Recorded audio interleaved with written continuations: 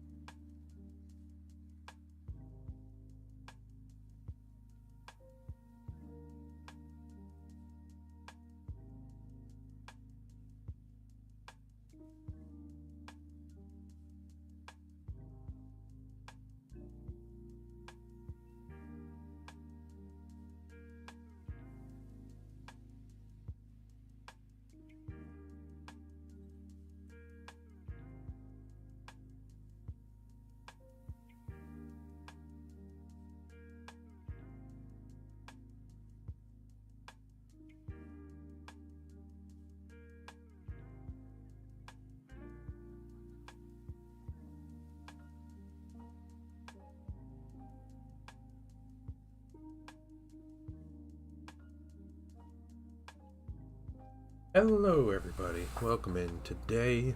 Happy Thursday, aka former. Thank you. I did take a drink and stretch before I started. Welcome in, Sanrasia Dunder. Welcome everybody. Yeah, hashtag. Don't hashtag me. Can't do that. That's illegal. Yep. Yeah. The ace emote. The tortilla. What's up, Raptor? How you guys doing? I feel like I saw all of you guys just yesterday. Or last night even. Alright. Let's jump in. So I said that last night I was going to paint. Hey, what's up, Blue? Butterscorch, welcome in. -10 degrees Fahrenheit this morning. That's so crazy. That's crazy. Tabrin, welcome. What are you redeeming? What is this? No cursing? No, don't hit me with that. I was gonna curse so much today. They're gonna miss it. Alright. Cooking an early dinner. Alright, nice. So, I said last night during the Patreon hangout I was gonna do a bunch of painting and I was gonna start highlighting the red and it was gonna be miserable, but I was gonna start doing it. So I highlighted one mini. and this was the dude I highlighted. And you can see the silver edge highlights on the red. It looks awesome though. I'm really happy with how like his face turned out and everything. But and then I gave up. So that was too much effort. So I'm gonna try to highlight like 4 dudes today, maybe 6, if my timing is working how I think it's working. So negative 10 degrees Fahrenheit is like negative 30 degrees Celsius or something like that. It's, yeah.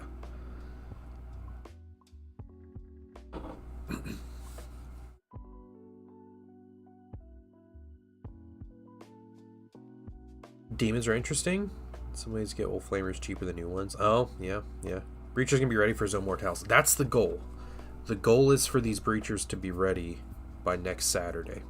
So I already have bases painted for them, so that's good. I just need to finish my highlights, get them on the bases, do kind of my my basic things. But what I'm gonna do, I'm gonna try to make this as least miserable as I can.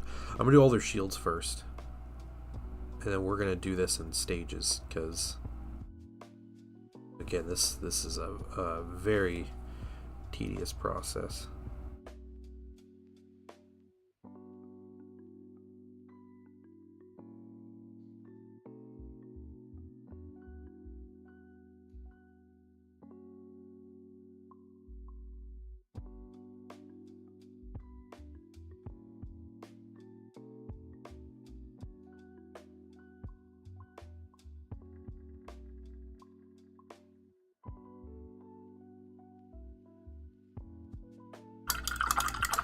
Currently has 10 blankets on her bed. Yeah. 30 Skitarii box should arrive reasonably soon. Very nice. Yeah, it comes out Saturday, right? Negative 10 is negative 23. Okay, negative 23. We were talking about that last night. How it was like negative 8 degrees or something. Negative 7.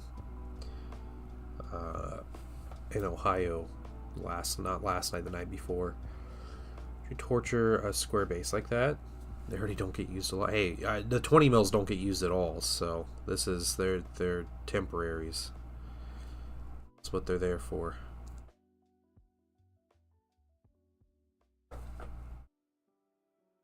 I have like 100 like spare, just like old bases that I use for kind of random nonsense things. Yeah, what's up? What's up, Mydro? Guys, I hope you're having a good Thursday. Painting Son is off school today, so is Painting Wife. Painting Wife is at a convention for nerds, so... But, not the kind of nerds for any of you guys here. This is a very specific convention, so... I feel like if I don't say what the convention is, it's going to make it sound weirder than it actually is. So... I'll let that cook for a minute. You did think it was Tuesday? Yeah. I understand that. I understand that.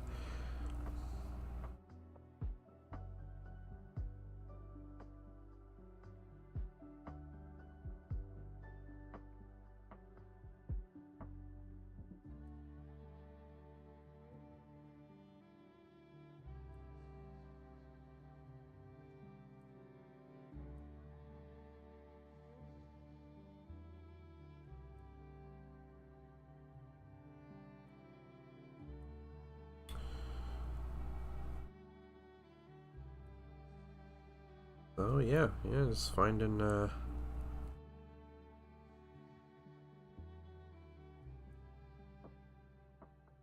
things to do. What's up, Estrello? How you doing?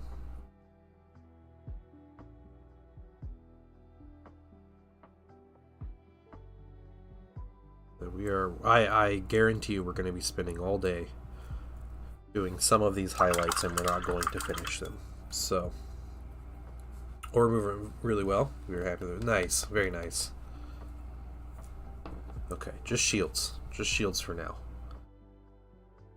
We're going to do this in stages as much as we can.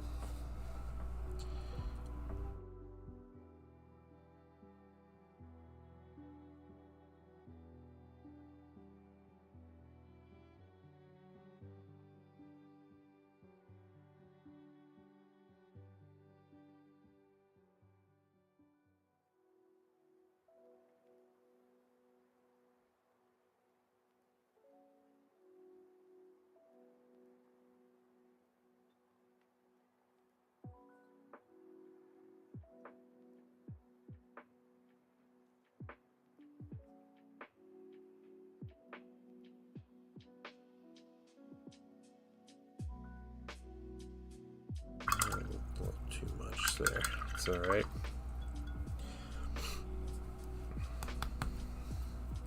I was playing a little bit of Vampire Survivors with my son this morning. So I'm trying to unlock more things for him, so that's what we're doing.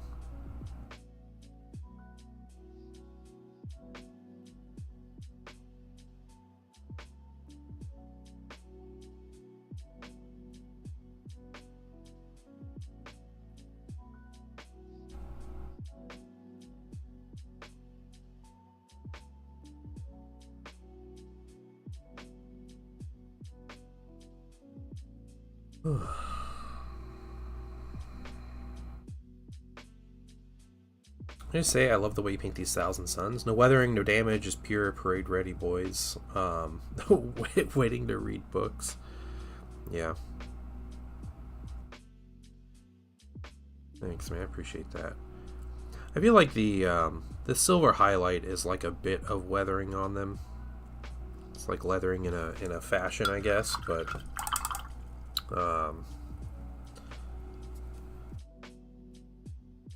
yeah, I'm fine not doing a bunch of grit all over my minis.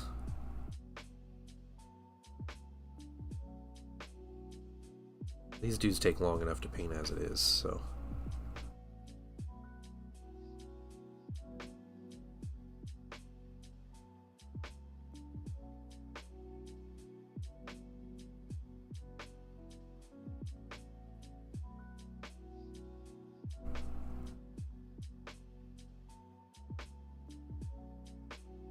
First of all, let me take just a moment to thank Hey, you. HB Bob, welcome.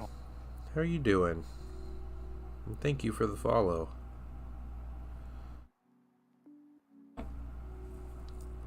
Okay. Next shield done.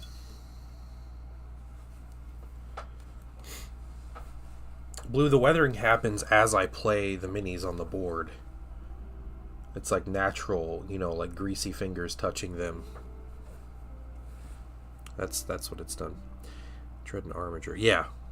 No, I think the weathering is great. Good job. Yeah, I just can't be bothered. Hey, thank you for that, HB. How you doing? Are you in the hobby? Bob? Can I call you Bob, or is that is it HB? Well, what do you go by here?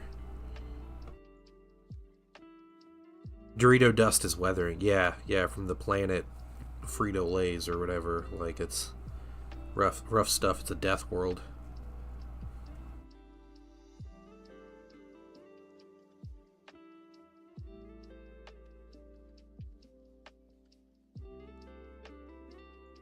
Whole planet smells like BO. Mountain Dew runs through the rivers. Yeah. Bob is good. Oh, good deal. Well, welcome in. What are you up to in the hobby? Do you paint minis, play games? What you got going on? Just getting into Warhammer. We tend to get a lot of newer folks jumping in, just trying to check out the hobby. And they use Twitch to do that for some godforsaken reason, I don't know, but happy to have people. Clear coat them so you can lick the Cheeto dust and chicken wing grease right off of them. Dude, my favorite hobby store used to be right next door to a pizza place. It was like a little local pizza place that had pretty amazing subs, honestly. And they had like a really good relationship with each other, the two businesses. And when I would go there, and I'm not a whiz with a rattle can, no. Interested in painting minis, very nice, yeah. Just getting into painting minis is not terribly expensive, so it's not a super expensive hobby. But, you know, like any hobby, you can dive down the rabbit hole and make it as expensive as you really want. But when I would game there, it'd be like, 9 o'clock on a Monday night, I'd be there, and the store would be open until midnight. Well, the pizza place would come over, they'd have employees come over, and they would, they'd sell subs and pizzas for half off, like individuals and stuff, at 9 o'clock, because they were going to close, and if they had leftovers, they'd rather sell it cheap, than throw it away. So a lady would come in and she literally had, oh, the store had like a gong. It was like their closing store gong, but she'd come in, she'd ring that gong and tell people like, hey, we got half price pizzas, we got 5 pizzas left or whatever. And people would put in orders, and you'd sit there and eat a super greasy, like Ohio, like Columbus style pizza or whatever, and then while you're gaming.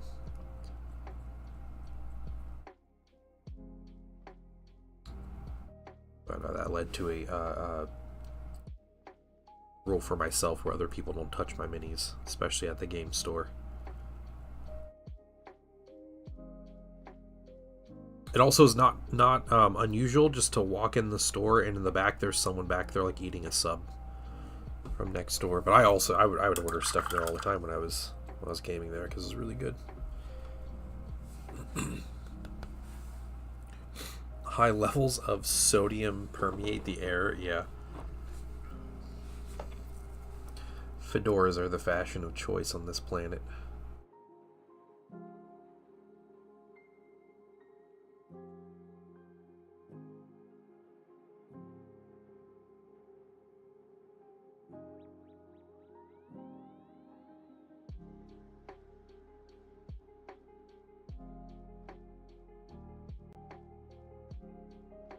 Yeah, trying to get these ready for the old event next weekend.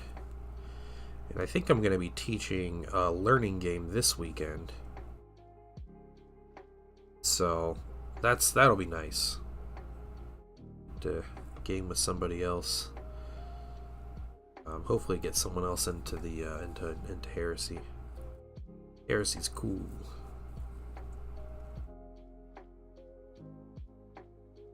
You know what? I gotta be honest, Destrello. I feel like most of the time when I play these games, I end up being the teaching dad. I think most of the time I play mini games is to show someone else how to play the game that I'm playing. It just kind of happens. So yeah, the teaching dad is appropriate though.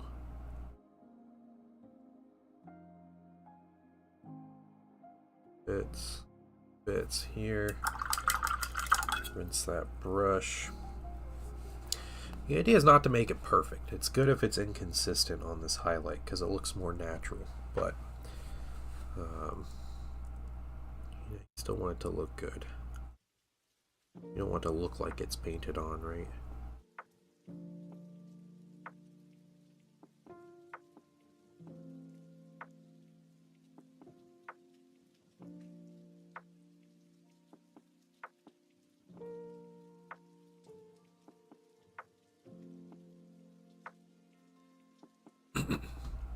Hoping LGS is going to do a Trench Crusade soon. Oh, okay. There's employees and waiting for the rulebook to come out. Oh, it's out of date already. Yeah. Well, all the more reason to have someone do like a, like a learning day with the game.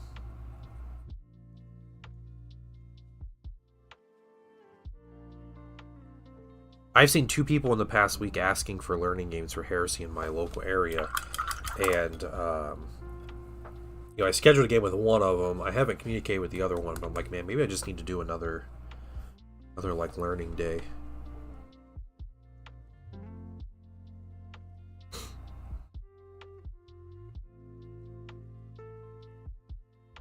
So we did that last year? Yeah, it was like last September, maybe.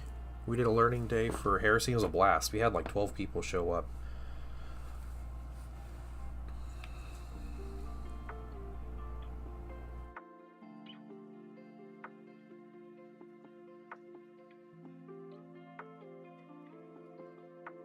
It's a red in ink or a paint. It is a clear paint.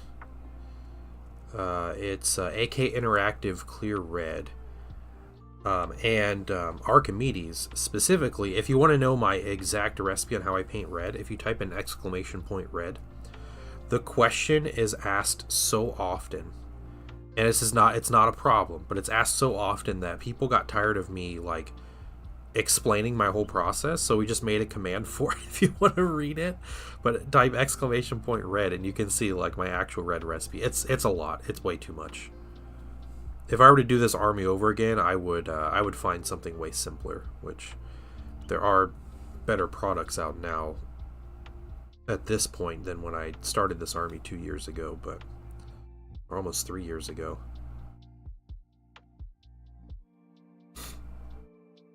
You still have your Forge World clear paints. Nice. Dang, Estrella, you must be old. That's crazy. Is that command up to date? Yes, it is. That one is. Yeah, we actually, Zen updated it a couple weeks ago.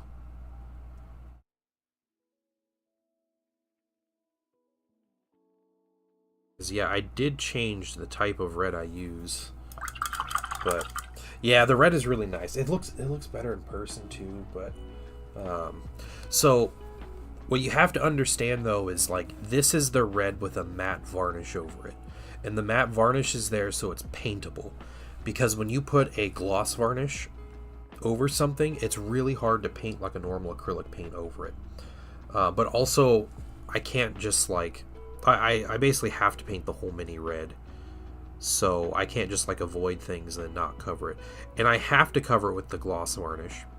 Because this AK Interactive Clear Red is really bad and actually reactivates when you paint over it. So it'll straight up just bleed into all your other paint. So through much trial and error, I learned that covering with a gloss varnish, a good coat of gloss varnish, will stop it from reactivating. It'll seal it in, but then you have to put the matte varnish so it's paintable afterwards. Like it's just the whole process. A finished breacher. Let me show you guys what a finished breacher will look like. So it ended up looking like this. And what I do when everything's said and done is I put a satin varnish over the entire mini. And the satin brings back some of the gloss finish here, and you can see the difference. So the satin varnish will bring this red back to nice vibrancy. And then I take a matte varnish and I go over everything that would be matte, which is essentially the white and then the grays, like on the tubing and the inner joints and stuff. I also put them on a base and I put a little bit of weathering powder on it. So, but that's a breacher. Yeah, it's like a candy apple red. Yeah. You're a breacher or Terminator. Blue, you are a Praetor, if I'm not mistaken. You are like the man. Yep. If you guys do want your name on one of these Thousand Suns minis, and you can get your name on a breacher if you want, but all you have to do, it's like a donation thing. But I do play games with these minis. I have about 10,000 points of Thousand Suns and another 5,000 points of like auxiliaries and militia that go with them. But if you want your name on the base of a Thousand Sun mini, it's just a little donation, and I'll write your name on a base, and it'll be there forever. $1, get yourself on an infantry, like a troop choice. So, which I now have breachers. You can get your name on a breacher if you want. Tactical Marines, I have despoilers, and I have assault Marines. So you can get your name on one of those mini bases. $5 will get your name on an elite mini. So, so if you want to be like on a Terminator, on a Command Squad mini, I have Kinatai Blades. There's always elite minis that I can throw people on. So, but yeah, First of all, that's what we do. That is my my ruthless capitalism there. Archimedes, thank you for the follow. I appreciate it. But they can just be like a PayPal donation, or if you just want to give bits for that too. But bits I know cost you more than the money, so I don't want people to like pay like $6 to give $5 or whatever like that. That to me is a little absurd. But if you have bits and you want to just do bits, that's cool too. But I think it'd be fun to just have a whole army with just people's names on it.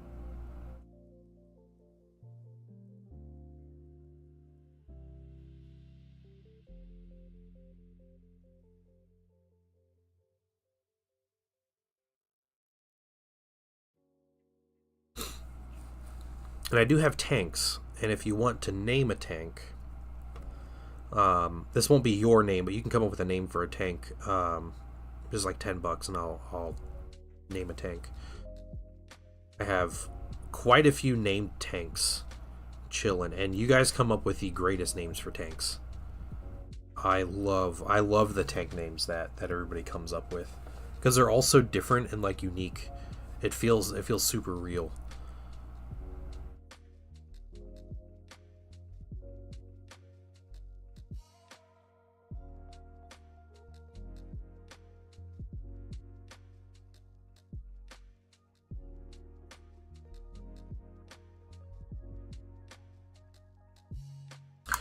Alright, next shield down. It's more than half the shield's down. Nice. Okay, we're cruising. We're cruising.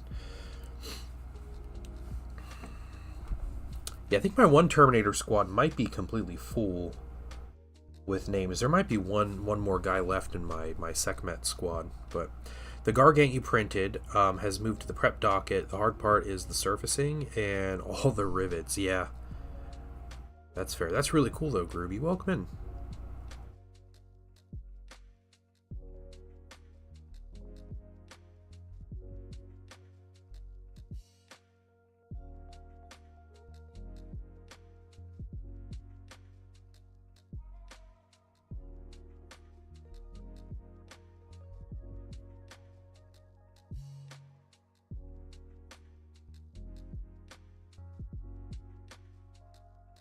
Yeah, sweet. Yeah, put it up on Discord.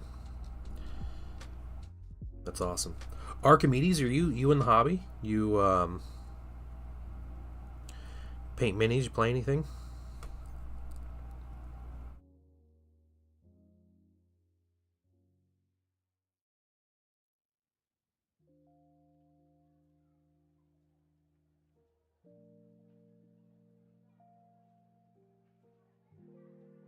You are new to the hobby. Nice. What are you getting into? What interests you? Yeah, we do have a really lovely Discord as well. Lots of really cool people sharing work. If you got questions, you can ask questions, and I try to get to them, but normally someone else gets to answer them before I do. I'm in Discord.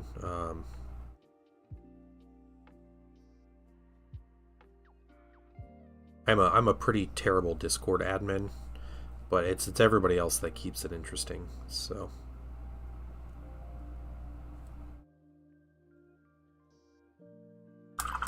bought too much gray plastic about a year ago, got overwhelmed with how much I had to paint. That's fair. Yeah. Yeah, I was like that at one point when I was younger. You know, you just want to buy the stuff, and you got the money to buy the stuff, but then you're like, well, I have too much to paint, like there's no point, I'm never going to get done, and it just gets kind of like a loop, right? And what I learned was, what I feel is like the most important thing if you're going to like paint armies in this game, back in the day, yeah, exactly, is you got to find out how to motivate yourself, and for me it was deceiving myself. So I had to find ways to trick myself into painting minis,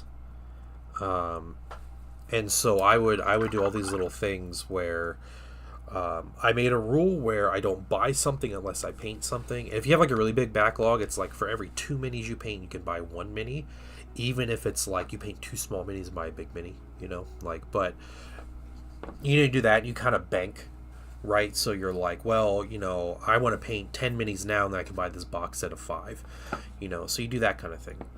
I also made a really hard rule for myself where I do not play games with unpainted minis. And now I know a lot of people don't do that, and I never judge someone who doesn't, you know, who plays with unpainted minis. And this happens almost every game I play, where I show up to the table and my opponent apologizes for not having like a tank finished or whatever, and they're like, oh, I'm so sorry, you know, I was working on it all night. I was like, dude, like I don't care. Like I have a rule for myself. I don't care if other people paint their minis. Like, it looks great if they do, but I don't play with unpainted minis. And what happens when I really want to play a game and I have new minis, I want to put them on the table, well, I get to work, you know, and it is incredibly stressful and I'm freaking out, and like all I can focus on is painting those minis, but I get it done. And they're painted and they're done, and then I can use them for, any other time I want. I don't have to worry about painting them again. So those two things combined, like, paint a mini, buy a mini, or paint a box, buy a box, basically, and not playing with unpainted minis was the way I kind of forced myself into like the habit of getting things painted. I think once you have a decent collection too, and like you have quite a bit of stuff, right? Yeah. So I think having different projects to kind of break up monotony also works. So you're tired of painting Ultramarines, go paint a Knight. You're tired of painting Knights, paint a Space Wolf, or just those kind of things. My sinuses are so messed up. This like crazy weird dry weather and being stuck inside and everything is just, my sinuses are always messed up, but you guys are here for the nasally streams anyway. But they're particularly bad.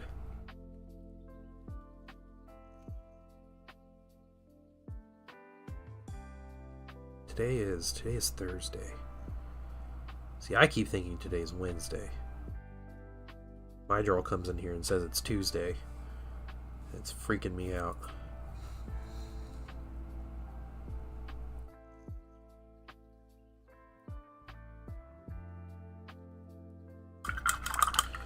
Alright, another one down.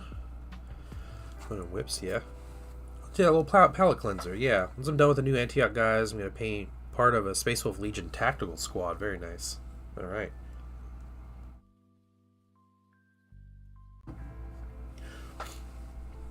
Groovy got this mini uploaded into whips. Let's go check it out. Oh my word, that's huge.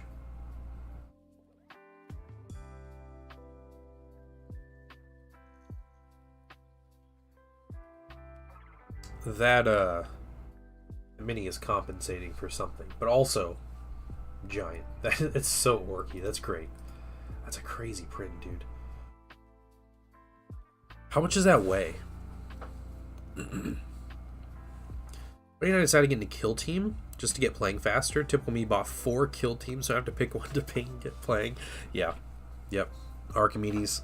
Paint a box, buy a box, dude. That's what you gotta do.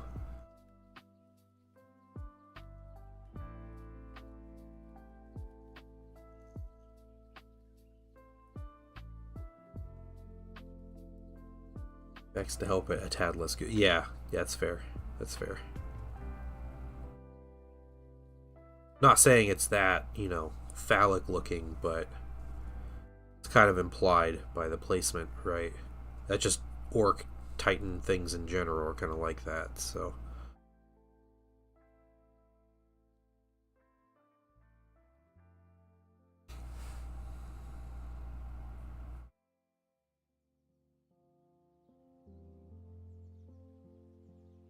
Not a whole lot, yeah. Oh well, yeah. I'm sure it's nothing compared to the resin one, but even the filament weight kind of adds up.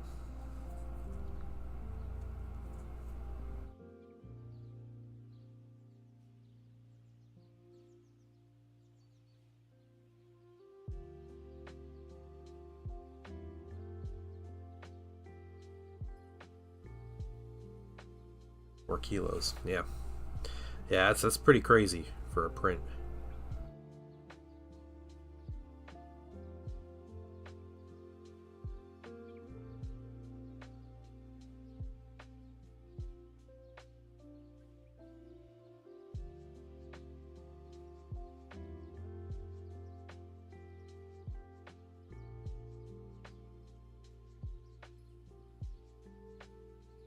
$32 fits in the top hatch. That's great.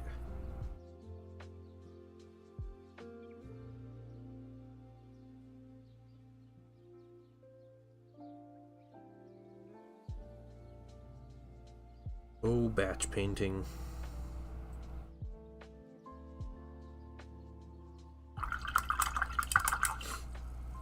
Put a whole mech boy in there. That's cool.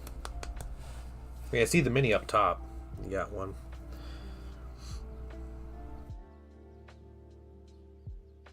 What do you guys think? 11th edition starter set having orcs. What are your guys' opinions?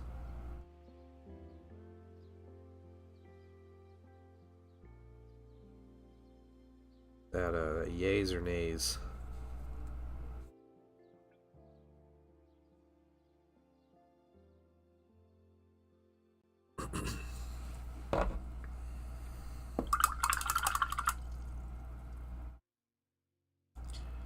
Can you make a Shuda or Choppa squad? What do you mean? Like, you're talking about like with the there's rumors for the 11th edition starter. I mean, it's rumors from Valrag, so I'm sure that's what it's going to be. But they said there is a new boys squad. It's like a brand new boys squad in there, so he doesn't have details on it, but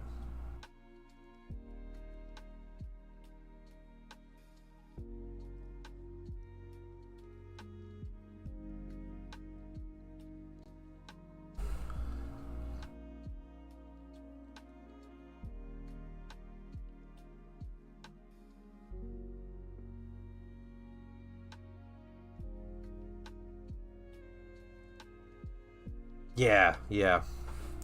I think I don't know anyone who hasn't complained about the newer boys squad that came out.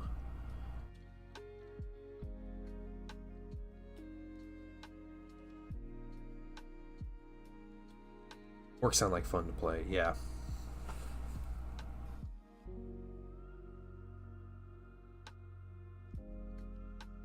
Orcs historically are like, they're like the fun army to play.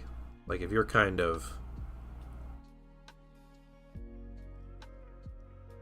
like fully prepared, just, you know, like I'm gonna have fun with the game, I'm gonna goof around, you know, not care if my own stuff blows up. That was orcs for a long time. I don't think there's so much that in 10th edition, but I don't think there's really anything like that in 10th edition.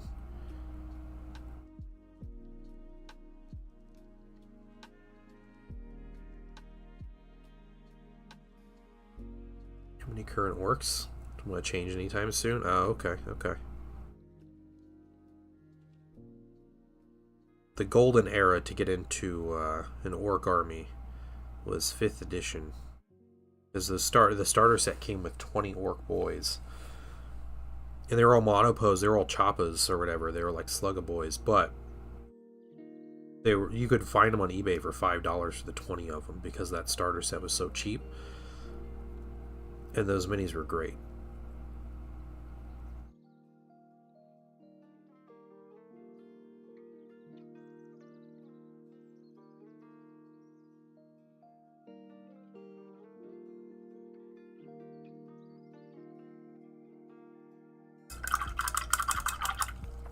Okay, that's all the shields done. You got several of those sets. Yeah, nice.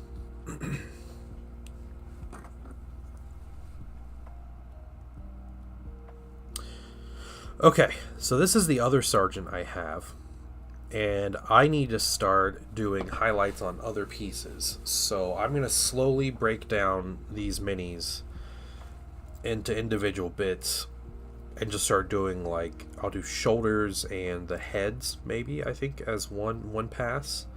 Then I'll do the backpack, and then maybe the chest pieces, then the arms, then the legs. The legs will take forever, but yeah, I think if we break it down that way, it'll be the least insane way of doing this.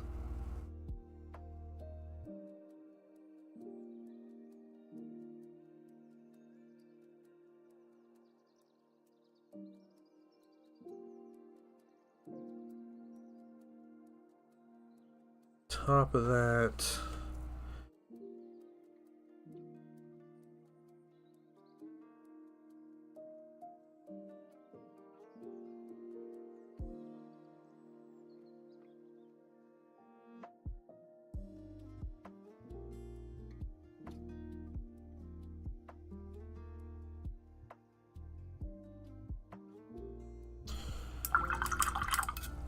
little like fuzzy thing here. Let's go. Hey, Starlet, what's up?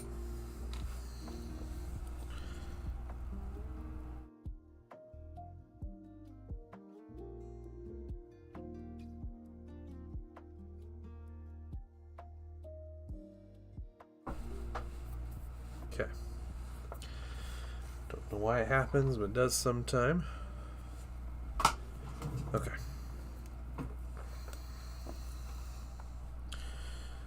So shoulder and helmet on you. And most of these guys have two shoulders that are red. Just the sergeants that get the one white shoulder.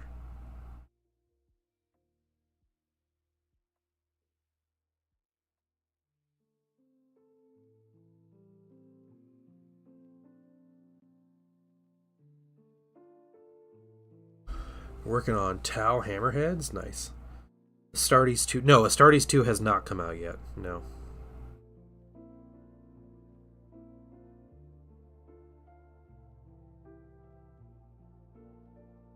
I'm starting to think that that trailer was just a figment of our imagination.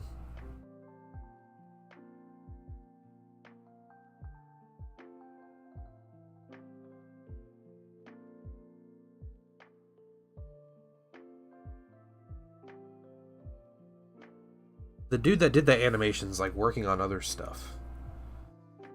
So. Zagstruck in a blister? Oh, that's cool. Yeah.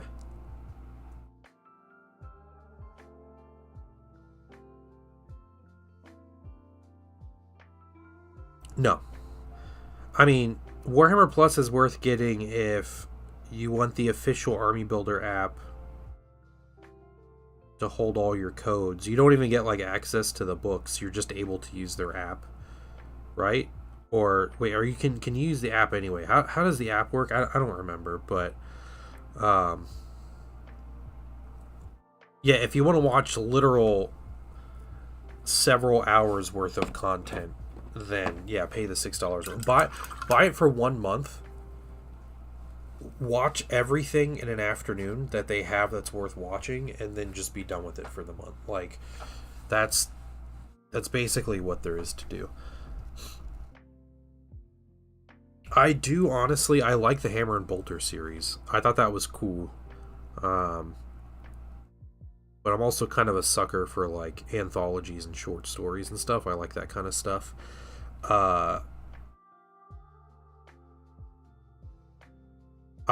I think the best show they've had on there is Kill Lupercal. That was really good.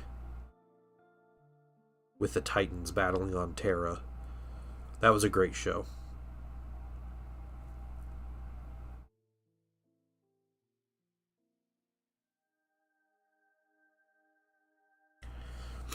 Yeah, when Astartes 2 comes out, that's fair. Yeah.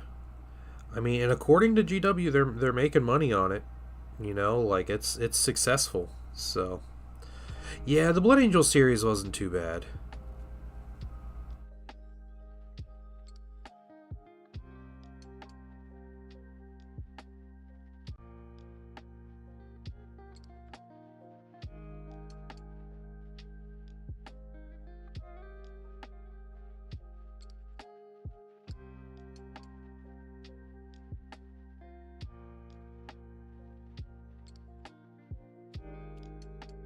Of all the things, though, was the Dreadnought that made that series, though. The Tech Marine and the Dreadnought were great.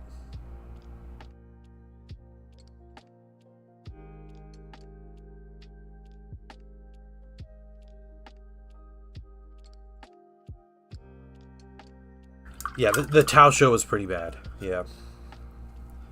The 3 episodes, 3 15-minute episodes of the Tau show, which most of their shows are 3 15-minute episodes, so I don't know why I'm saying that was anything unique, but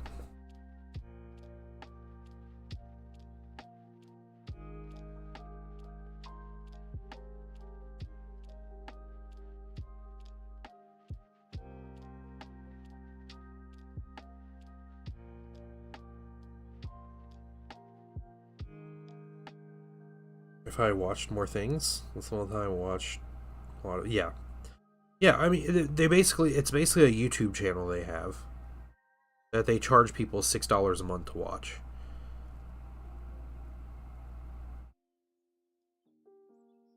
That's essentially what it is. Like they just have like YouTube content of like, yeah, we're gonna talk about the lore today, and we're gonna Paint Minis today, and we have a mediocre battle report, and that's like their like bread and butter kind of content. Big Brain kind of sounds like Jim Cummings. I don't know. I don't know who that is.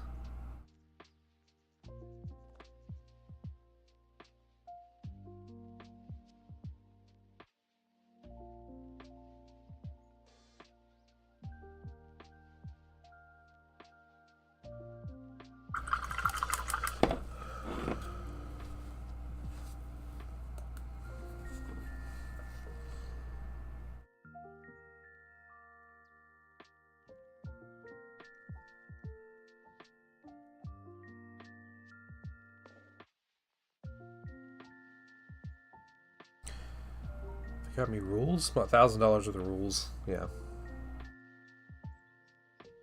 The Winnie the Pooh voice actor? Oh, that's pretty funny. That's who that is. I'm pretty sure GW put the Kill Lupercal series out for free on YouTube anyway. And like seriously, that is the best series they've put on that channel.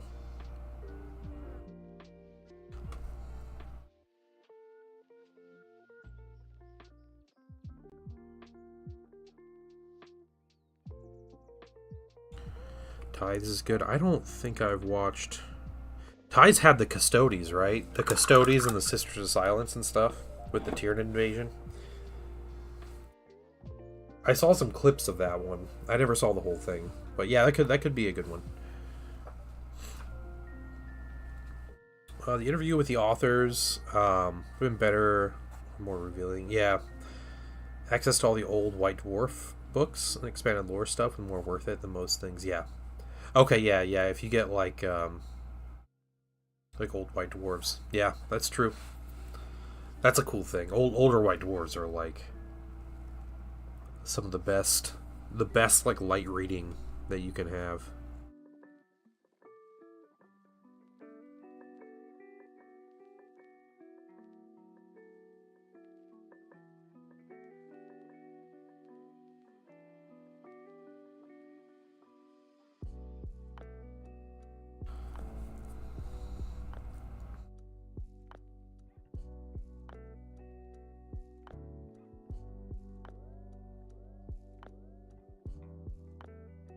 Sell off 200 White Dwarfs, dang.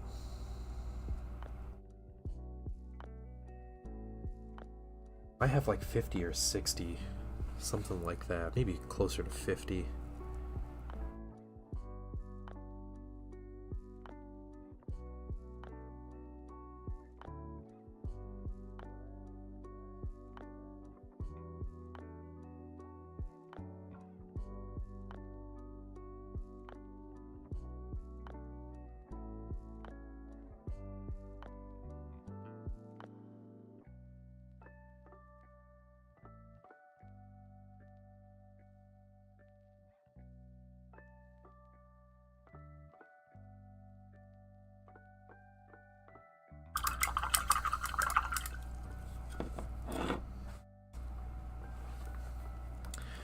Halfway done with shoulders and helmets. Yeah, we do backpacks next. Backpacks, maybe the butt plate or something.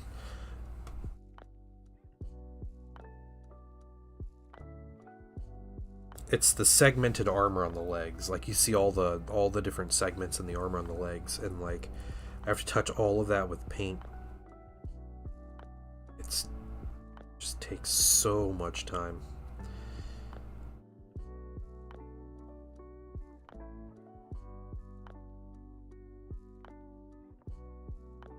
It's a lot to store. Yeah, I bet it is.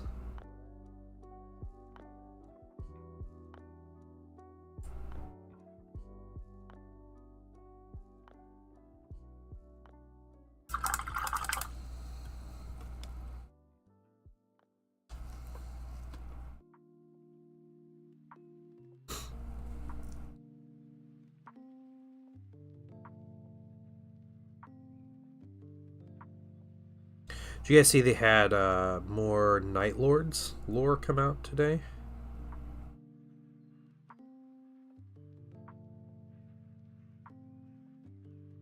It's the stuff from the old, like the Black Books, the first edition Heresy stuff. They're releasing the lore week by week from those books. They said next week I think they said it's their last week for Night Lord stuff. But if they just put all the lore out for all these legions from these books for free, that'd be incredible. Yeah.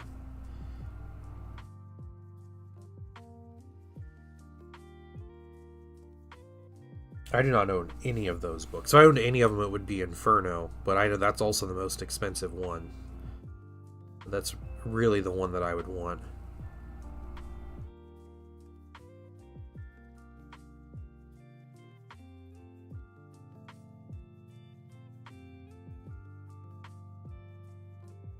Yeah. Yeah, Inferno, it's the Prospero one, right? Like, that's the one. For some reason, that's, like, the most expensive one.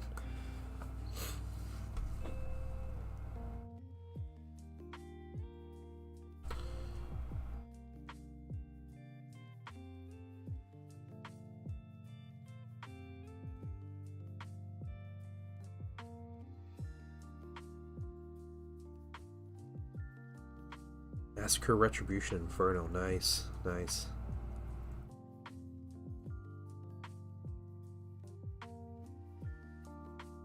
Which ones do Massacre and Retribution follow?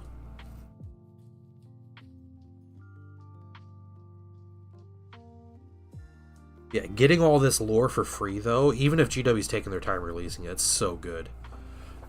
Yeah, that's such a great decision on their part. Retribution is the Black Shields. Okay, Massacre's probably drop site like Istvan, I would guess.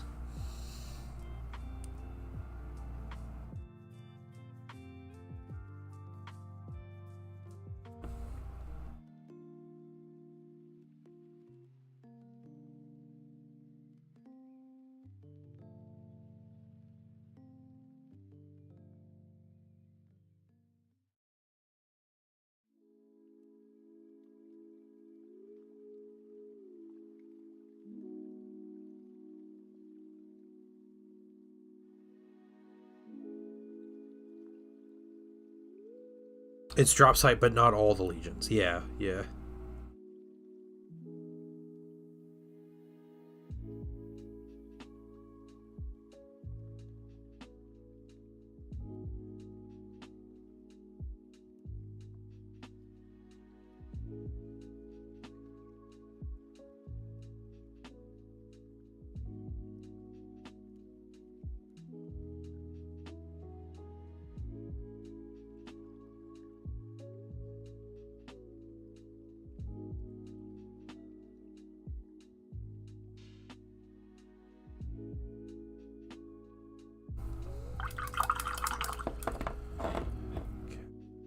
Just two more here.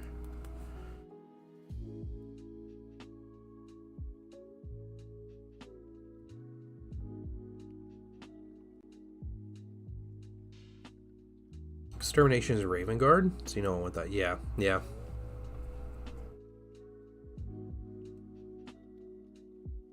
I remember being a huge Thousand Sons fan before Inferno came out, and because I had read Thousand Sons, and as I was reading through the Heresy, there was maybe only like 15 books out at the time, and I was reading through them.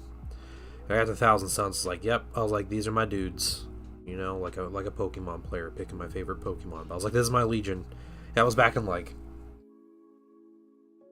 2011 maybe or something. I don't know when that book came out, but yeah, then they announced Horus Heresy Rules, and I was like, oh, sweet, but they didn't have all the legions. I was like, all right, I bet Thousand Sons would be really cool. And then they came out with the Burning of Prospero box set, and I bought that box set and split it with a buddy of mine, Killicam, who's a Space Wolf player, and so he took half of it, and like the Custodians and Sisters, and I took the other half, and So all those minis. That book came out. I never got the book. I read through it. I found like a PDF of it, and I was reading through the rules and stuff. And I remember those books being compatible with 7th edition, and actually like playing 7th edition at the time, and like just realizing how insane their rules were in the context of everything.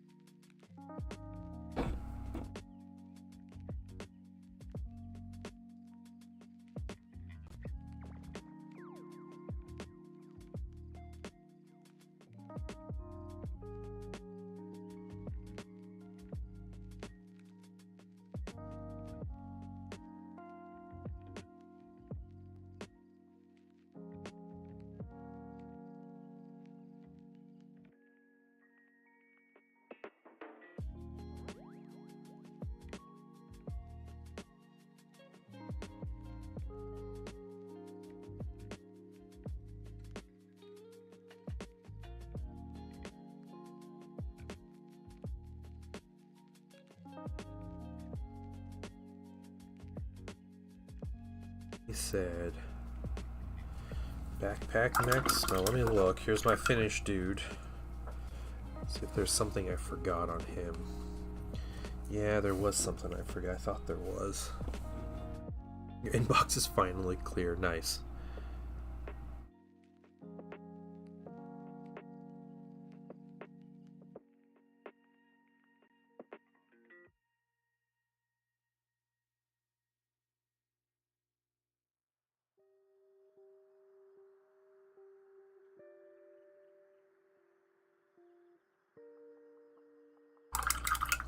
Okay, these little ear protectors.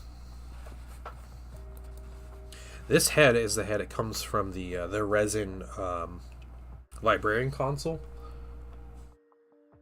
The Thousand Suns librarian. I loved this head so much. I felt I needed to put it on some mini, so I put it on this sergeant. So I need to drill out his barrel, but sergeant's got it. All right, so we are done with backpacks, we're done with shoulders, we're done with helmets. We have, no, not backpacks, done with shields, shoulders, and helmets. We have backpacks, chest, arms, and legs. That's what we need to do. So, I guess torso, arms, and legs. Let's do backpack next.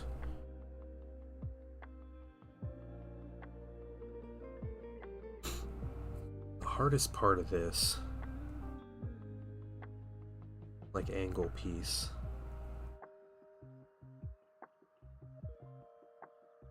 Everything about these minis scream like more detail than the Mark 6. And I loved painting Mark 6 because they were so fast to paint.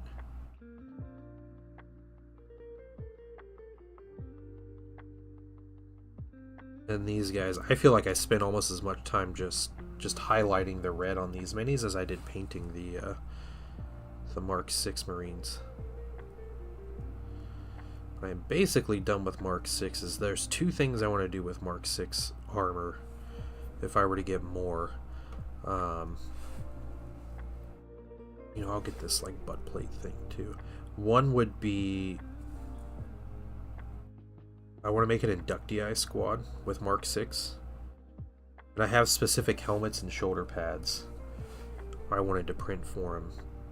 And I think Mark 6 is the best like inductii armor because it's like the new stuff, and so you just put all the new guys in the Mark 6 armor. I think that works. It works the best. So I want to do that, and then I want to add to my like command squad / veterans that I have.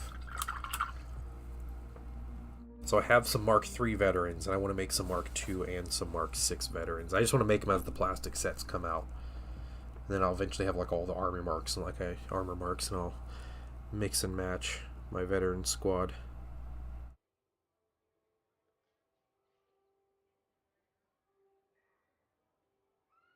Just all kinds of like cool melee weapons and stuff.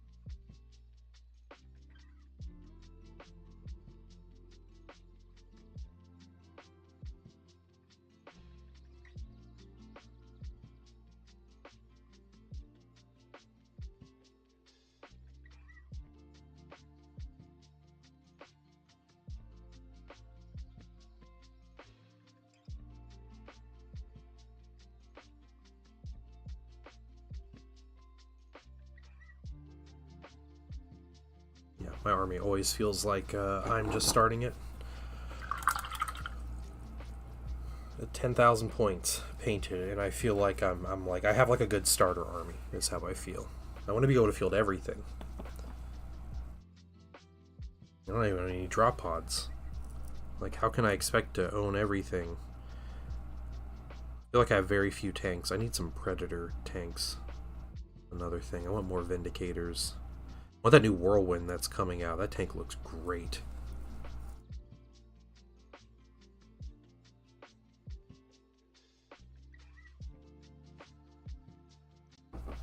More Fellblades? Yeah. Well, the Glaive is coming out, so the next variant's popping up.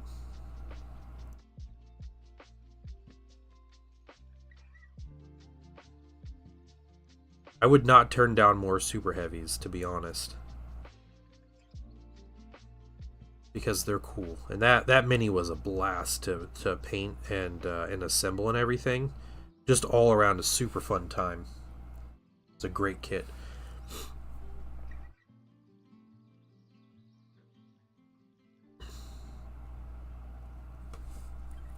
The next journal coming out for Heresy is it's all about super heavies, like Lords of War. It's missions using super heavies.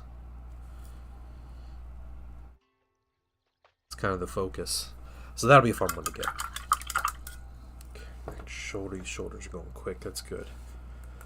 I feel like I'm cruising, but I think I'm going to hit a wall here when I get to the arms and legs. We'll do the arms, torsos, and then legs. We'll do the legs last. I'll do one leg at a time, too. We'll stretch that out.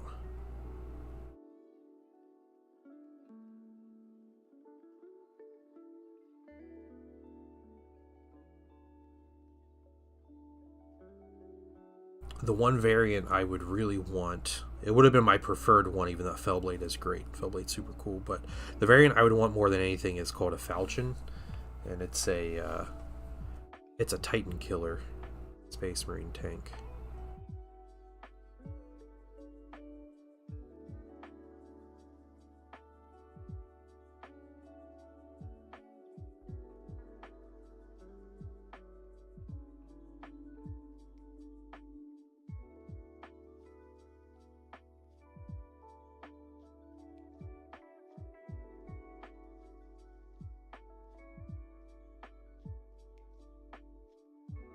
Whereas the tank I have is really good at taking out like normal armor, normal armored stuff, and then like power armored infantry. It's not necessarily made to go toe to toe with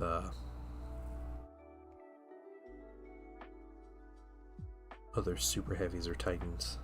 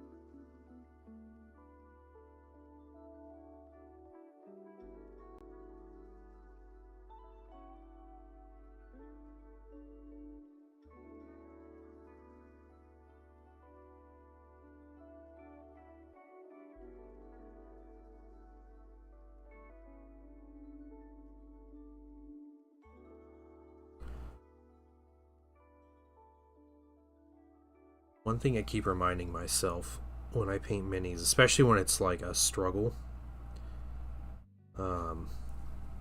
is that I'm going to paint this mini.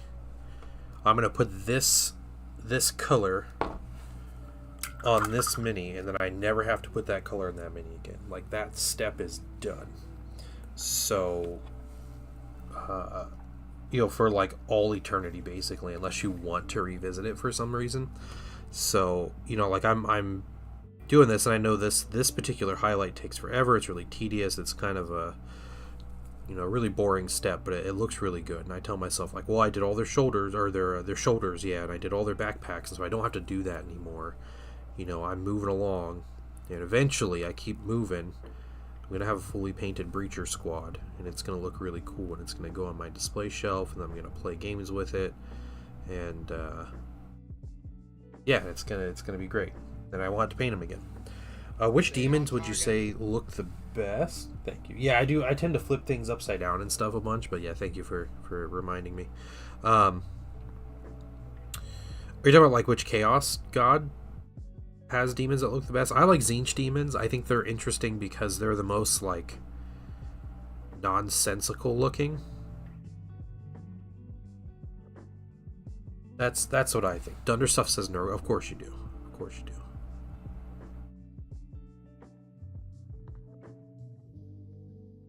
But yeah, I like the older Tzeentch aesthetic though, where it's like body horror, like people being mutated and like ripping themselves apart because they're like so horrified at what's going on. I like that. Not like bird people is not quite as cool. And Jake Lewis, welcome in. Thousand Suns Company got any lore? Not necessarily, no.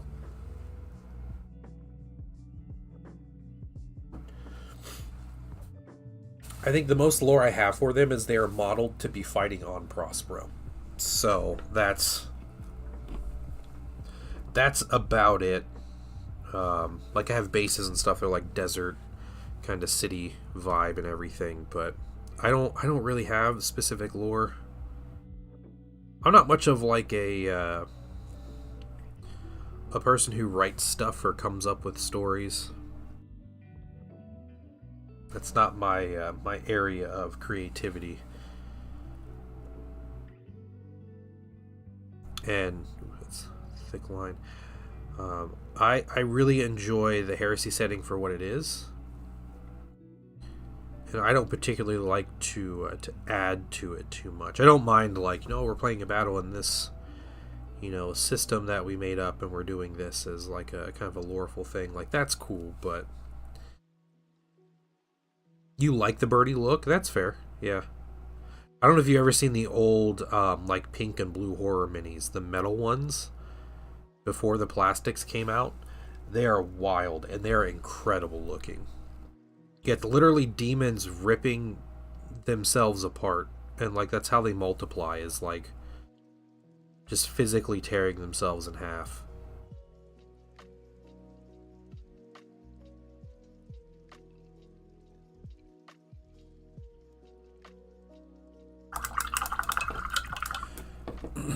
Alright, 4 more backpacks.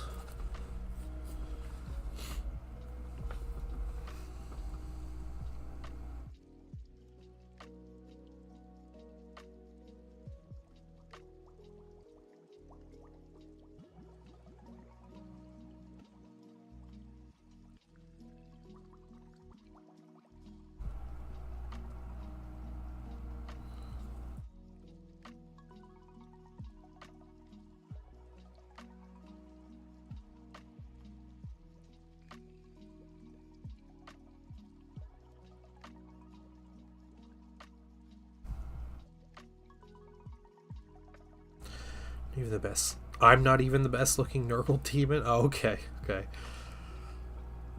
One before, they look cool.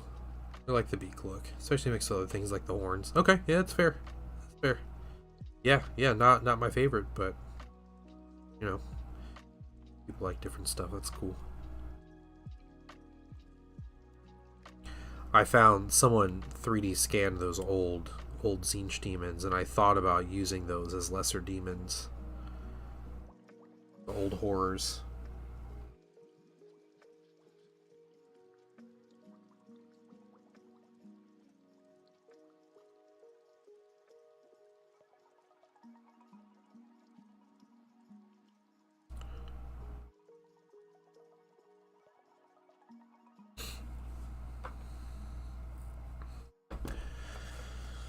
I'd like to have all the black books. I just got the one. Best I could do during that period. Yeah. I don't have any, so don't feel too bad.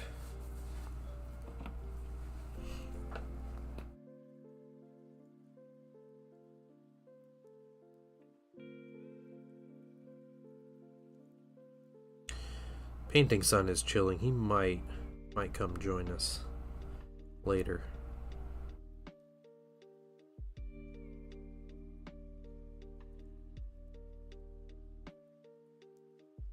I don't know what he's gonna do or how long he's gonna join us, but he might.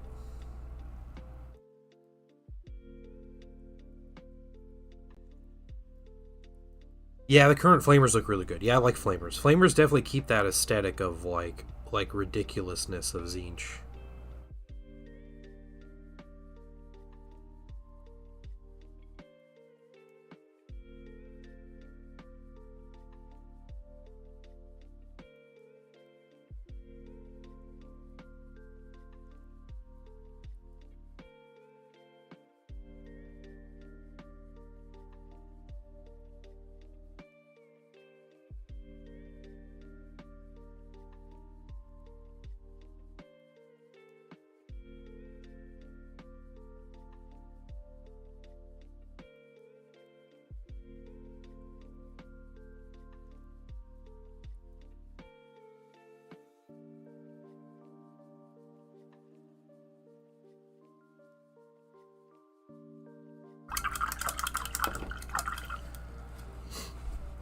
Tzeentch Greater Demon's looking at your... Okay. Chill, Dunder. Alright, you don't have to...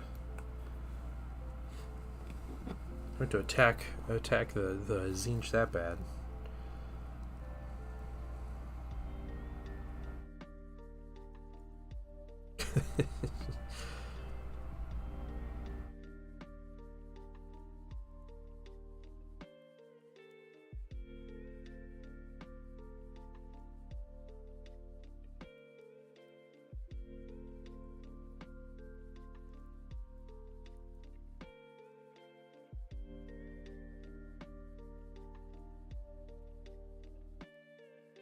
Second to last backpack here.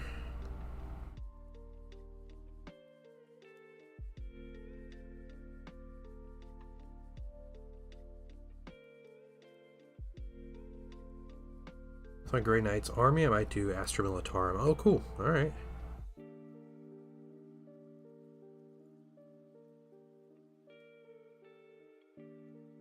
What kind of theme you going with your Astra Militarum? Just like generic stuff? Or you're just gonna buy like a hodgepodge? Or if I were to get like an Imperial Guard army, it'd be Krieg 100%.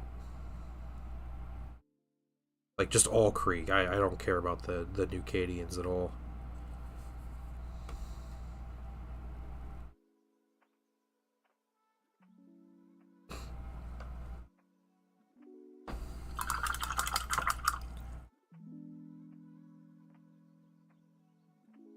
Might you mix a match? Nice. Getting Zangors is really hard. What do you mean? What about them is hard to get? Like, you just can't find them anywhere, or what? Zangor is good right now. I don't like the Demonettes. The rest are okay. Annoying to pack. Mind you, so have a ton of Demonettes. Just hard to compete with what can. Yeah, the old school Demonettes are really good sculpts. Yeah, I think them having boobs is a big reason why people liked them too. But they were really good sculpts, though. They definitely captured like Tzeentch really well.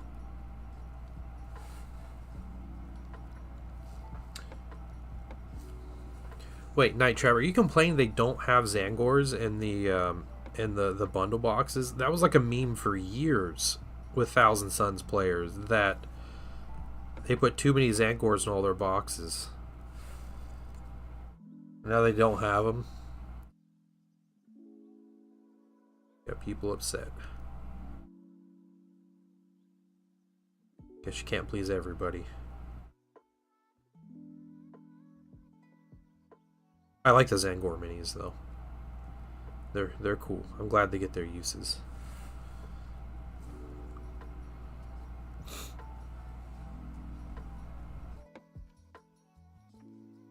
Oh, like a pendulum. Okay. Yeah, just constantly something different.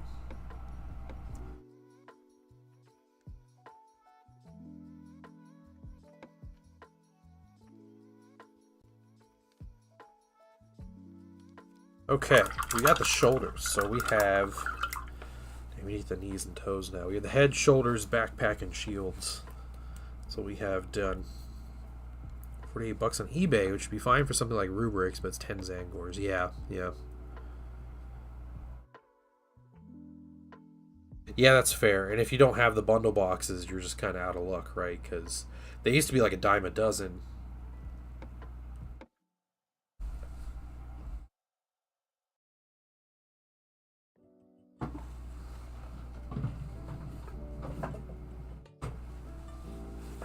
All right. Next, I can put down a little bit more of this paint. What did we say next? Torso next? I think torso. Torso waist.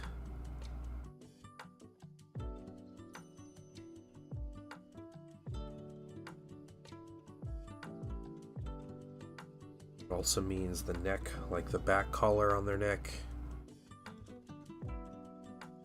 Yeah, they were definitely cheaper when the bundle boxes were around. Yeah.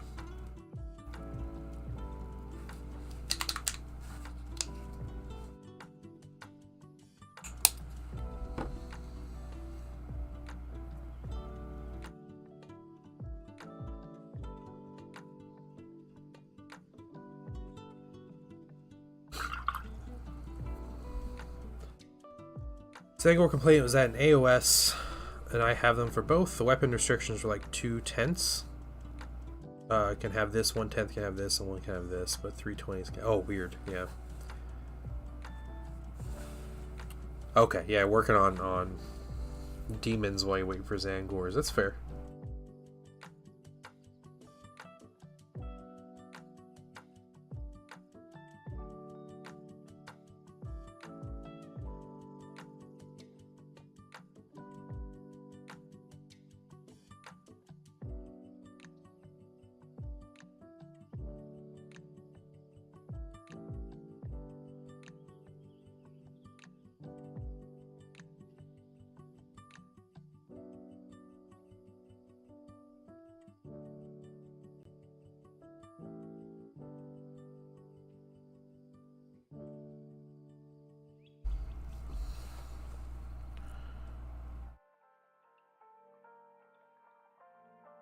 You had a spreadsheet. That's crazy. Just a spreadsheet to remember who can have what.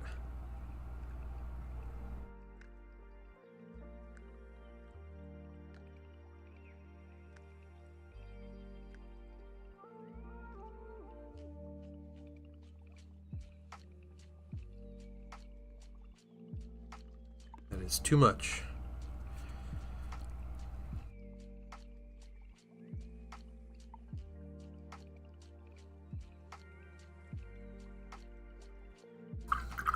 Okay. Chest piece highlighted in the first one. Other ones might be a little faster. They're mostly covered. Zreekro, you're home brewing? Okay. What are you brewing? I don't know anything about beers, so I don't know if that's what you're brewing. These are cheap points-wise. The money to points is similar bad, but they're fairly strong. Okay. Yeah.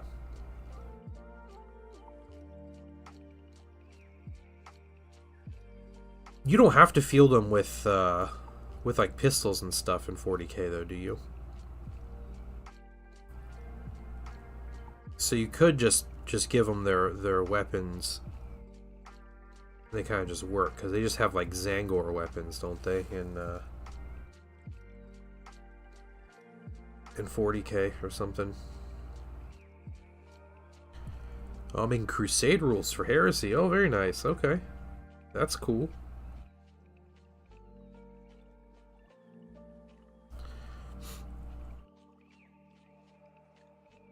Yeah, just have them with the other stuff. Yeah.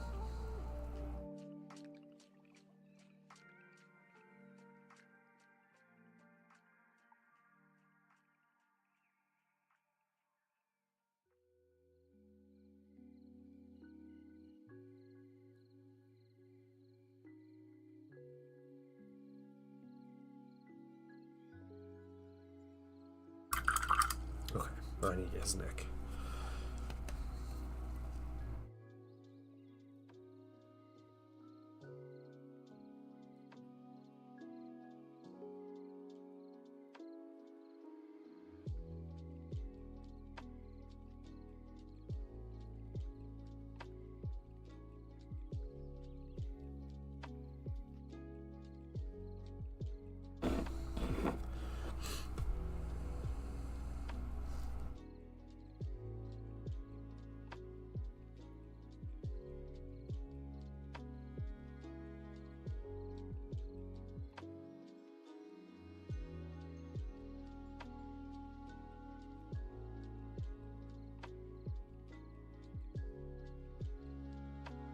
Spect Warriors. Crap per model price, really. I always thought Mechanicum, Genestealer Cults, and Solar Auxiliary for 30k are all really bad. Points per dollar wise.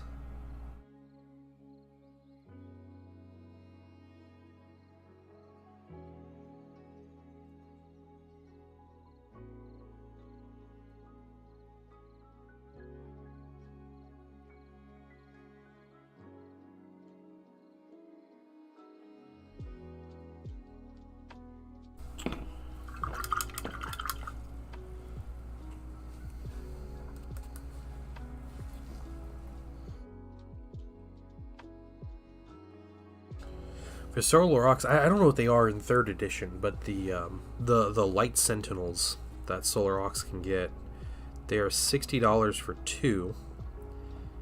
And I know in 2nd edition, those 2 were like 40 points or 38 points in game.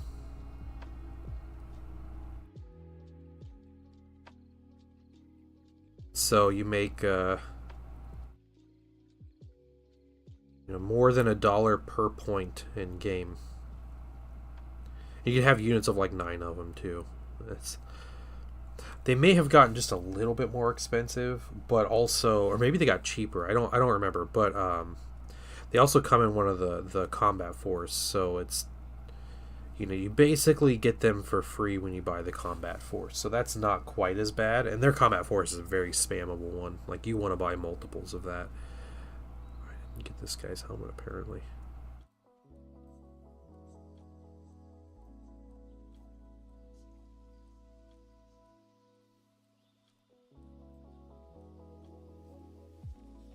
Like if I bought more for Solar Ox, next thing I'd buy is a combat force. Then after that, it'd probably be another combat force.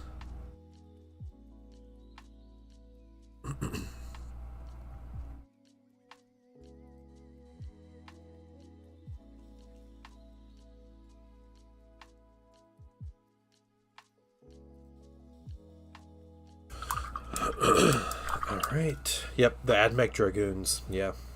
1 to 6 in unit, and they're like $50-$60 a piece, aren't they? They're crazy expensive. Yeah, the guy won a big tournament with AdMech, and he had like 18 of those.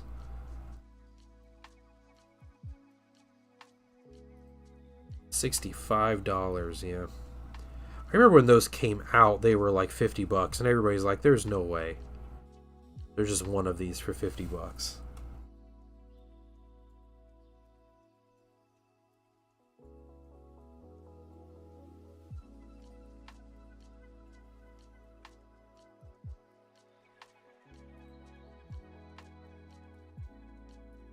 Yeah, $390 for a full squadron.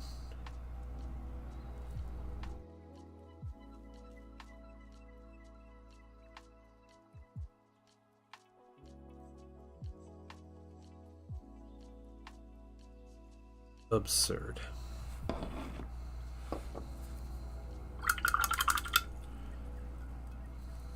It's like RAM prices. Yeah, I can buy a sticker RAM for that $390.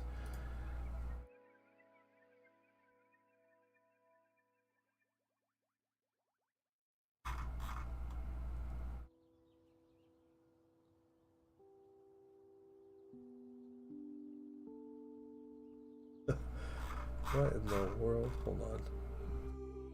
Okay.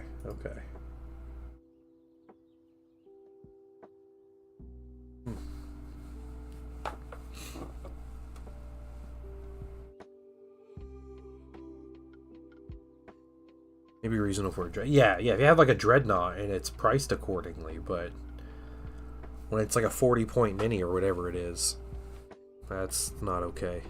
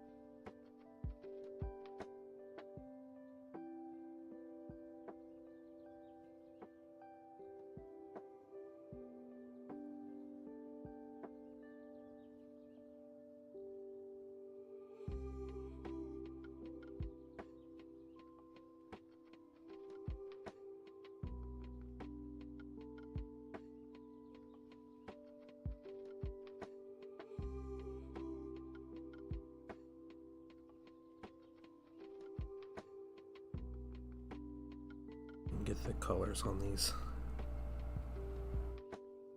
The dudes.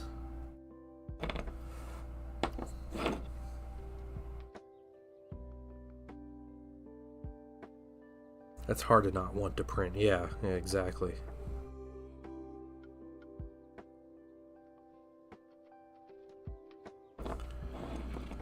All right. There's only 5 left because one of these guys already highlighted. I can move him over. Boop. All right.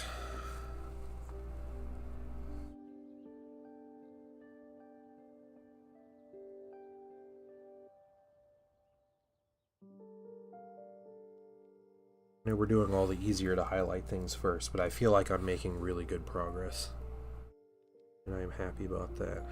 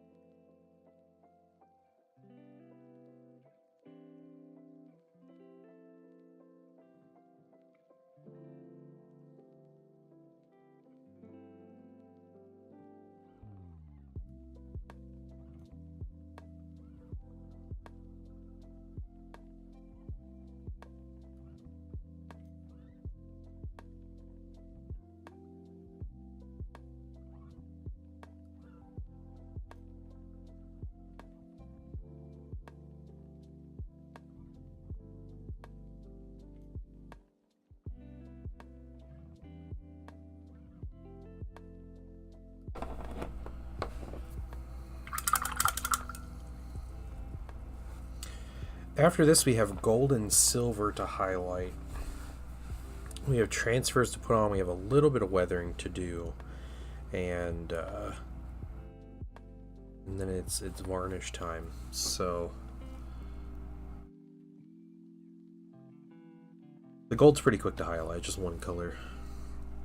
But I don't think I'll get to that today. If I finish the red highlight today, I'm going to be ecstatic, because that is a huge deal. I felt like this was going to take a lot longer, and I feel like it's going quick, but I still have 4 limbs to do, and the limbs are what take all the time. So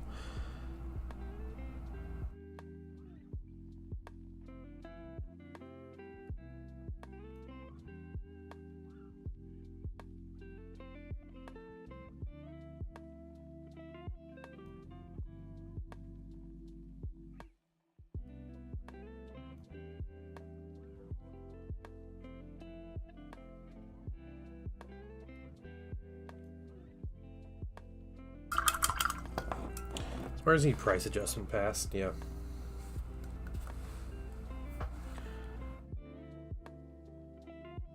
Yeah, and you know, Groovy, I like I like my tabletop games when there's more minis on the table.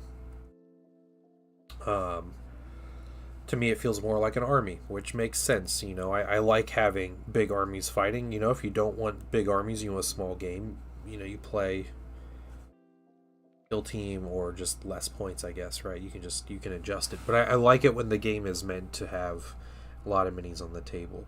I don't think 40k is like conducive to having a lot of minis though. Even though, you know, the points are kind of set out to where your armies end up being pretty big. I think between like the board size and where you end up with just like parking lots, fighting against parking lots, you know.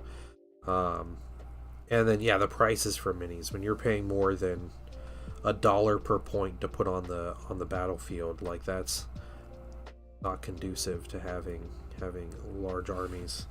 So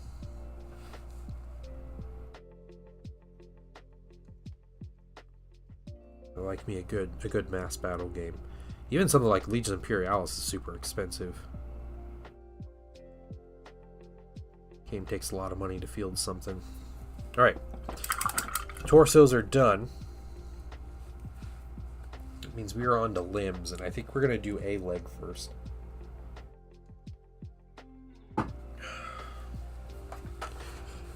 We suffer through this. Twice on each mini. Oh, man. Alright. Hey, you won. Welcome. Thank you for the sub. How you doing?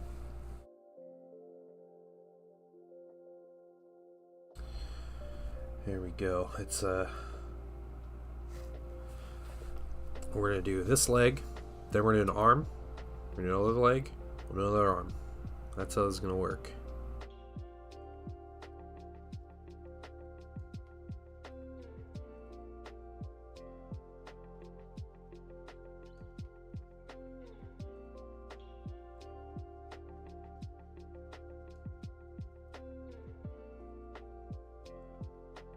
Gotta break this up because it gets rough.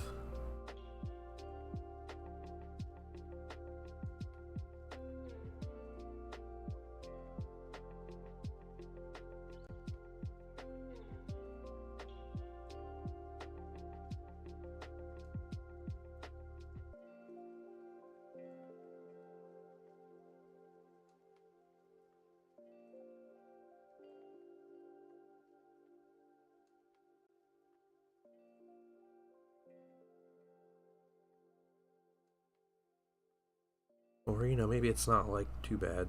Maybe I just had to, like, get back in the swing of it. I think the next 1,000 Suns I paint are going to be Saturnine Terminators. Finally getting to my Saturnine Terminators. I have to finish assembling 2 of them. Which we can pick a day and do that. Then I have to magnetize. And then I have to...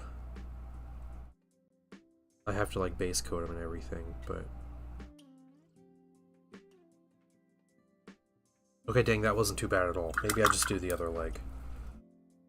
Do I just do the other leg? Yeah, I'll just do the other leg. We're gonna suffer pain and suffering.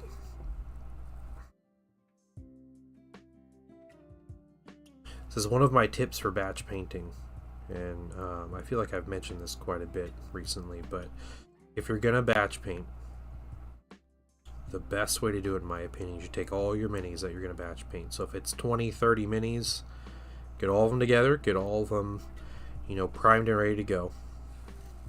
And you start working through your first color.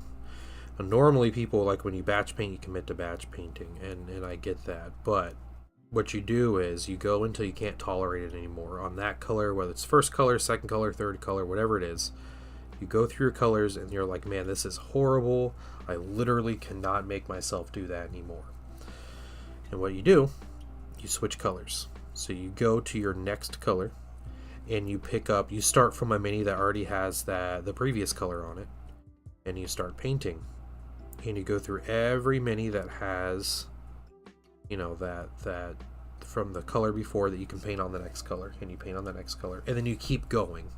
You batch paint with that smaller batch, and you go until you can't handle it anymore, and then you pick up the next color. And eventually what you do is you batch paint, but you whittle down what you can handle until you're sitting with, like, 3 or 4 minis that you're finishing at a time, and then it doesn't feel like you're batch painting by the end when you're just doing a couple minis. But then what happens is you finish those minis and you go back and you're like, oh wow, a lot of my minis are already mostly painted. And then you work on those minis and you finish them. And you keep going back, and what you find is, like, progress is already made on the minis. And yeah, it makes it kind of easier to paint because, like, oh, they're already halfway painted or whatever. Like, you're kind of already there.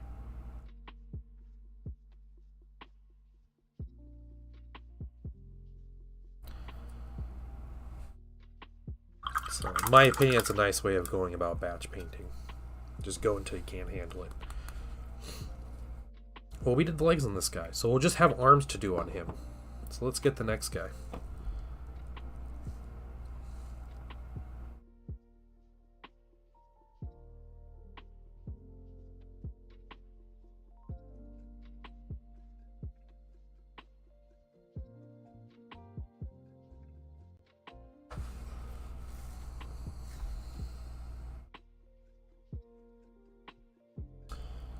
Yeah, you won. I'm doing great though. You won. How are you doing?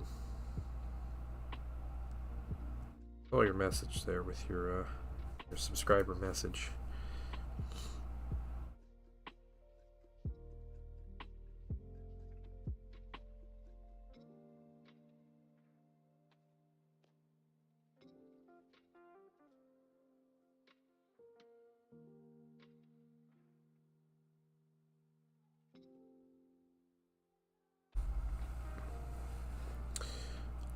A lot of stuff happened last year, yeah. Hopefully it was some good things. Hopefully not all bad things.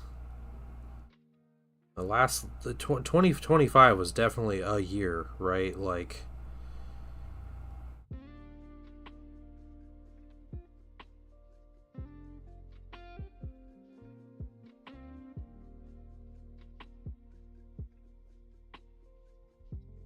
but yeah, no, the Heresy Army's coming along great. I have working on these. It's 10 breachers I'm working. I already have 5 painted, so I have 10 more I'm painting to get a big unit of 15. But yeah, so I'm working on those. I got a couple, like, little random veteran sergeants mixed in. But yeah, I have good 10,000 points of 1,000 Suns painted, so working on the next batches, Understatement, yeah. Surprisingly, mostly good. Well, that's great to hear. I'm glad. Really glad to hear that.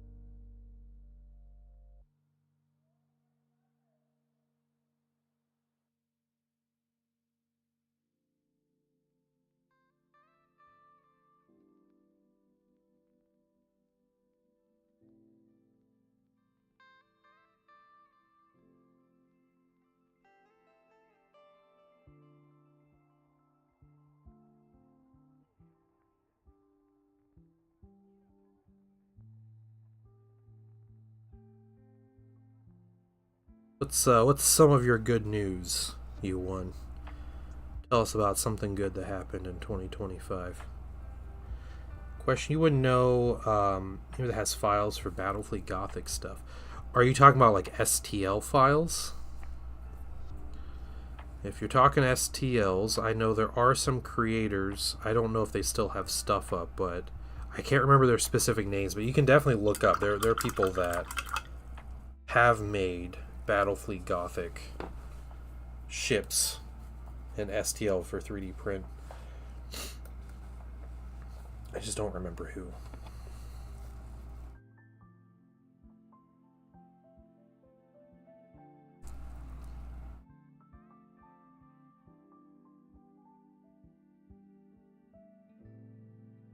Hey, there's a chance of Battlefleet Gothic, you know, re-releasing.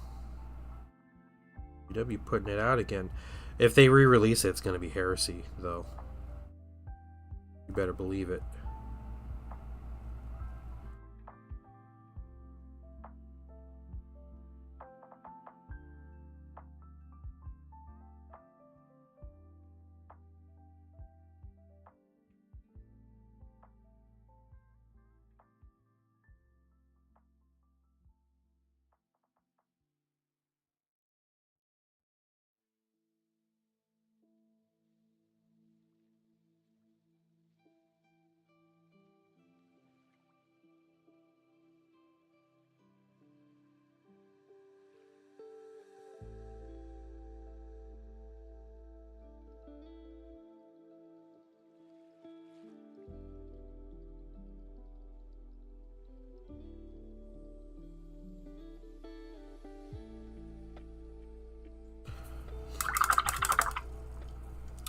One leg done.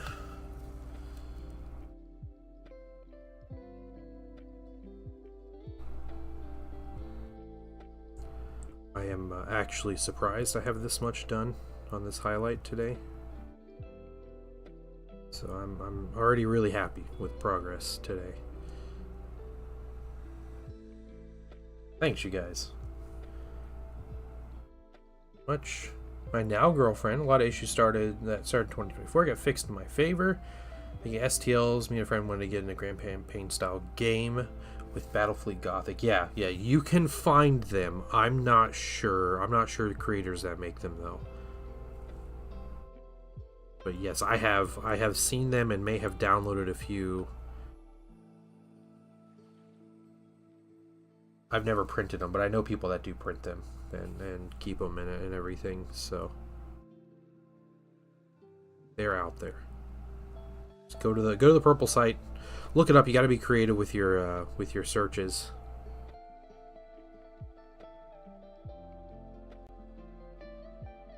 Groovy can help. BFG files, yeah.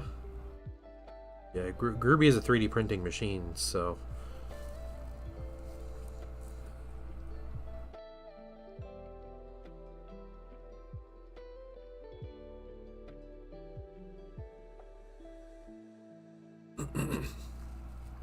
Oh, you're right. You're busy. Okay, yeah, no, that's cool.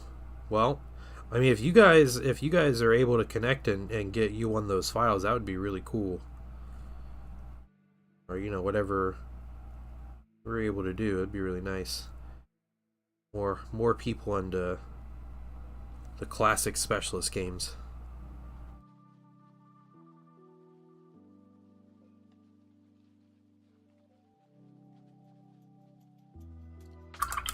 Okay, sweet.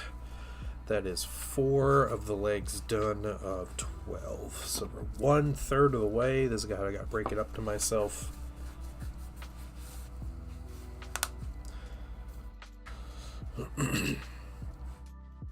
You're selling almost all your metal. Oh, you got metal BFG stuff too? Dang.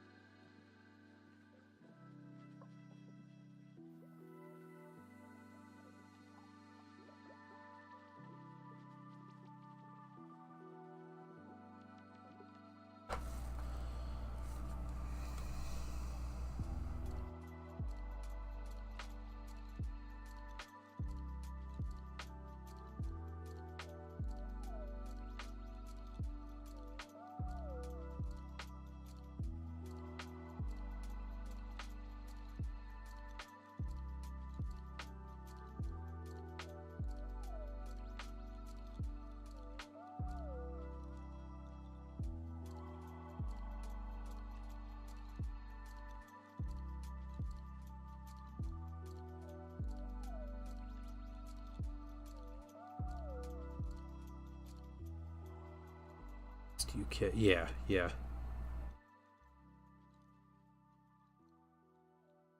I feel like 3D printing is the way to go with that game. Anyway, at the moment. Do you 3D print your Imperialis stuff?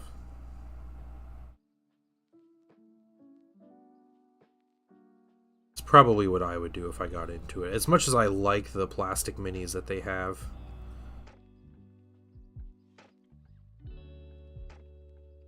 The prices are really hard to justify.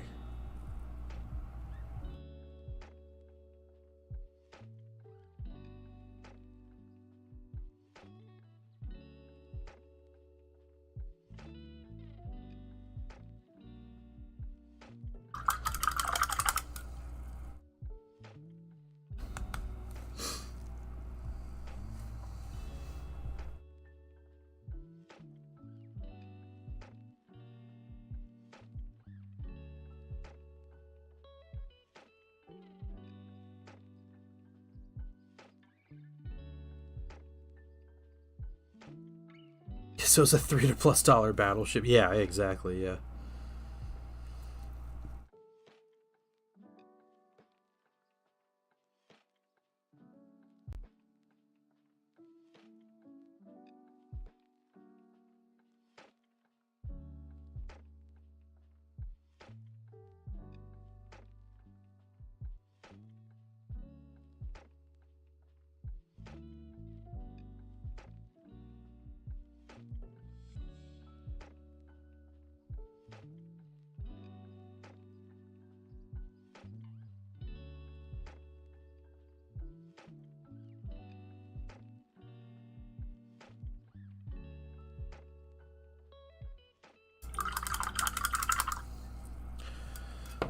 Right. Almost halfway. We just have arms to do after this, so I gotta stay motivated.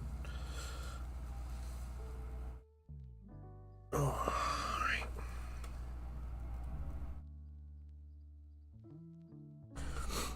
Pialis has a problem of no Xenos. Yeah, yep.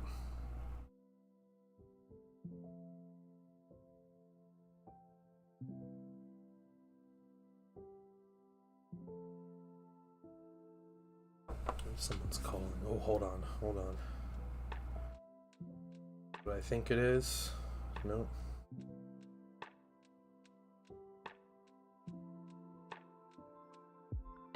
No, it's not. Okay. Thought it was my son's school district calling for a second, but they haven't called off school yet. I have a printer yet. You got all the stuff on discount, so it wasn't a kidney of a purchase. Yeah, that's fair.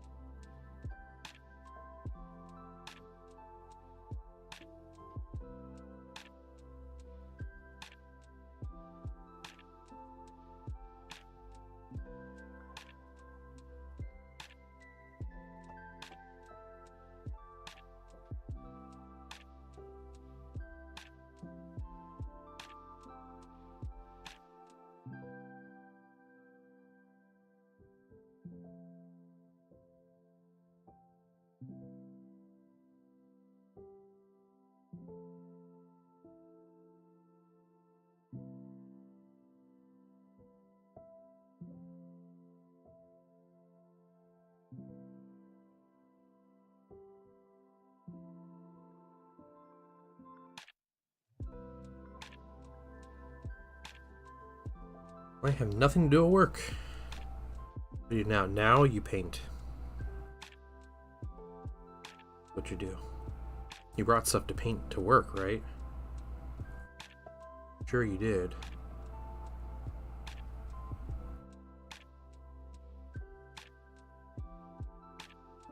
How are the cats doing, Dunder? They healthy? I played 2 games since I finished everything. Nice. You don't have painting stuff with you. Well. That's too bad.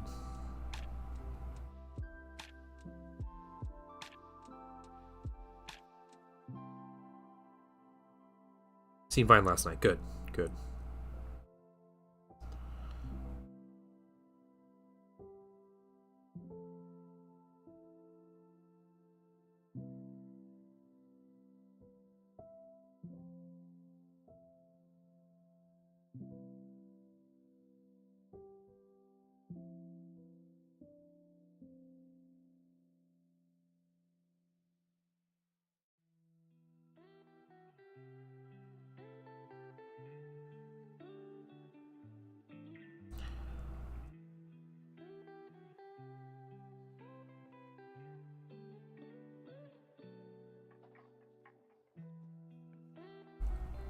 Yeah, the fall of Cadia. Okay.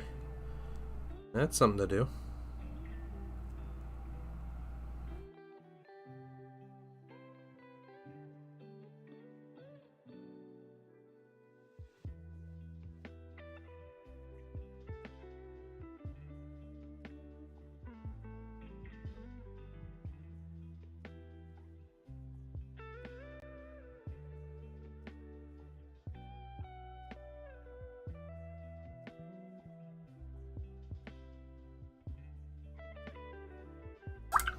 Alright, nice. Okay, 5 down. No, sorry, 6 down. Hold on, let me move this one over. Halfway there. Let's do this.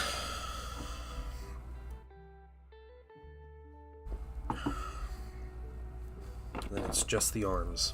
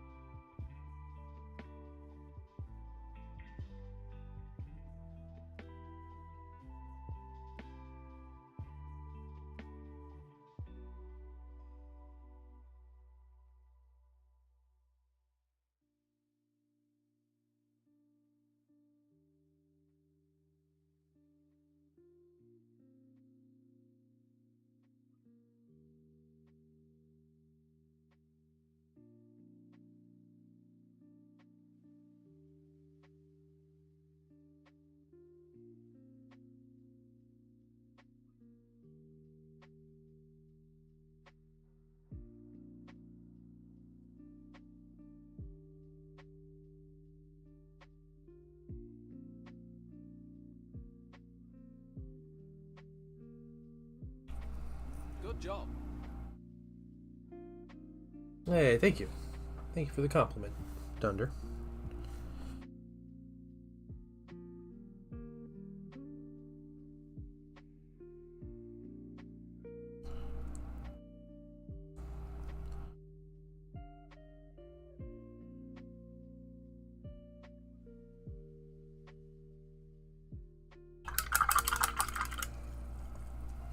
Look at me! Hey, where am I looking?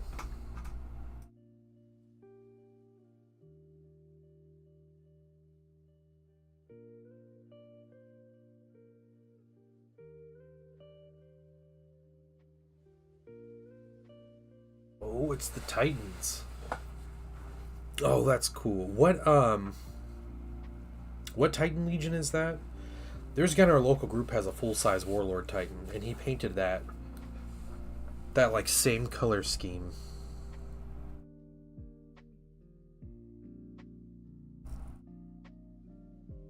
Such a like crazy color scheme.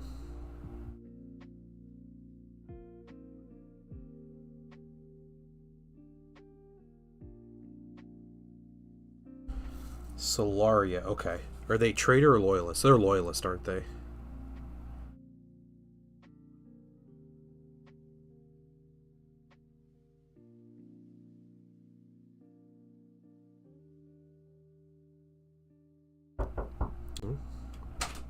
Hello. Hello. What's up, painting son? How you doing? I'm doing good. Good. Pull up a seat. Chill for a bit. Sure. Ooh, how's lunch? Good. Good. Just finished it. Nice. Did you eat everything? Not all the grapes. Oh, that's fine. Yeah. I- Okay, that's cool. Oh, you got some hellos. Hey. That Legion's the loyalist. Okay, okay. Very nice, though. That's cool. What were you playing today on Switch? In Battlefront? You weren't playing Vampire Survivors on your own? No. No? Man, I thought you'd be going for it. Okay. What were you doing on Battlefront? I did a couple hero assaults, and then I did a bunch of conquest missions. Okay. Not doing a Galactic Conquest or anything? Hmm. Some galactic conquest, like the rebels. Literally the AI will barely even move and do anything. So Like their fleets or during battles? during battles, Really? Maybe you have to switch to like a harder AI they're opponent or so something. bad. Like So I'll it's, fight against them and I'll win. It's too easy. So like, I don't like this.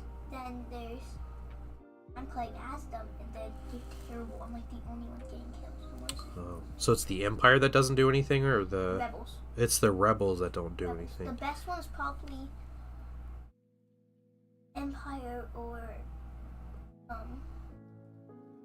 Troopers, if for the best AI. One of those. Interesting. Huh. You just need to play against me in Galactic Conquest, and then I'll get you think so? Still? I haven't played that game in a while. Okay, alright. I'm glad you can admit it. It's good. He gets wrecked. Yeah. He says that we'd play and I'd actually end up losing. really. I don't know. I used to play that game so much, though. I bet. What do you mean you bet? Yeah, I bet you played it a lot. That was a 2005 game. Yep. Of course you were playing it. You were a teenager. Peak painting dad video gaming time. Especially like consoles and stuff at that time, yeah. Teenage dad. Yep, teenage dad. No, I was not teenage dad. You weren't? No. You weren't even a teenager yet? I was a teenager, I wasn't a dad. True.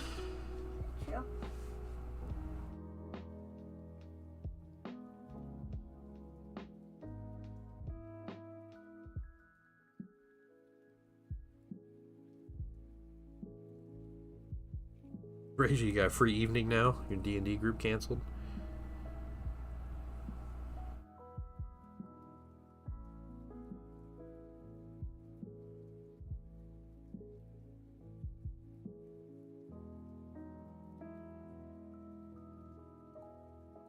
Since I've been on stream. It has, yeah. That's cool. More infield. Oh, nice. Okay. Might try to get some more Thronefall gameplay in tonight. It just Play on stream. I did play on stream Sunday night. I was playing it on stream. Oh no. So bad though. I thought you played it the other day. No, I've been painting all week. Sundays are like your video game hangouts, and then the week is more of your painting. Yeah, I don't always play video games on Sundays, but I'm more likely to play video games on Sundays. I think I'm just like Makes sense. super tired on Sunday nights, so. Yeah, because you're hanging around with me after school. But snow days all week. I know. There's a chance Crazy. they're gonna call it for tomorrow. I've had snow days Monday, Tuesday, Wednesday, and today. Yeah, they still haven't called it, which is pretty crazy. Not surprised. They called it at 3 yesterday. Yeah, I was napping. you were napping. Yeah, that's how bored this kid is. He took a nap yesterday. I'm really tired. I was like, I don't know what to do. I'm really tired. And yeah, I'll just take my blanket and the squishmallow it, and then I'm good. I fall asleep. Only after I take naps, I feel crummy afterwards. I Yeah. don't feel very good. So, Yep. You're groggy, right? you. You felt pretty crummy after that nap too, didn't you? Well, I felt the most crummy I felt in a while. Yeah. I feel like having like stomach aches. Yeah, it's just a whole thing. Feeling better pretty quick though. Winter's been pretty hard when it comes to stomach aches. Yeah. That kind of thing's been going around though, so. Yeah. To break, I got a really bad neurovirus, and that because I don't think it was norovirus, but you did have a stomach bug. it was so bad. It was terrible. I'm glad it was. I wish it was not winter break. I'm missing out on all the fun, so like shouldn't have been. Yeah, it was like right when the winter break started. It was the Sunday before Christmas. I started getting really bad. The next day felt a little bit better. Still hung around in the downstairs. And the next day, was feeling better. I was actually upstairs, which was nice. Felt good. The next day, I could actually move around, which felt good. And I was taking a bath. I stood up, and my calves were so sore after not walking around for 3 days. I also wasn't eating at all. Terrible. Christmas, felt better. Then we went on a trip the next day. I felt just fine. So there's my little story of, so much stuff happened. Any more stories you want to share? Because you can actually talk to people who aren't mom and dad right now, so. I know.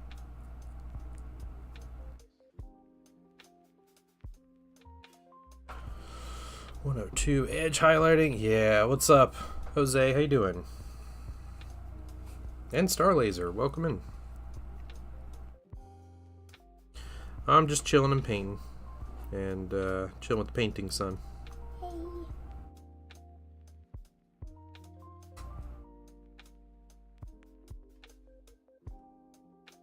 How many people are on stream right now? Can I see like This 4 is- different people? 19. Where does it say? Yeah, a lot of people just lurk. Yeah, I understand. Understand. That's what I do when I watch streams. I'm not much of a conversation person when it comes to typing out conversations, so. Where does it say? People. So right there's the total. Okay. Right there's YouTube and there's Twitch. So 3 people on YouTube. Mhm. 16 people on Twitch. Mhm.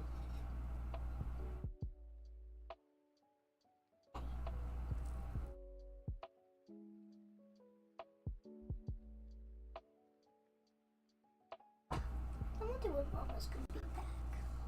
This afternoon. Yeah. Edge highlight without a son. Keep it up, Trooper. Yeah, thanks. I appreciate it. Yeah. He's going to do the talking right now. I'm just going to do the highlighting. But I've been doing this for a good 2 hours now, so we're doing pretty solid on it. Are those your breachers? Yeah, it's the I breachers. thought you already finished other ones. I finished 5 of them, but I have another 10. So this is the other So it's batch quite of 10. 15. Yeah. We gotta just get them all done in one go. Okay. His legs, I got 3 more pairs of legs and I gotta do their arms. And all day, all I've been doing is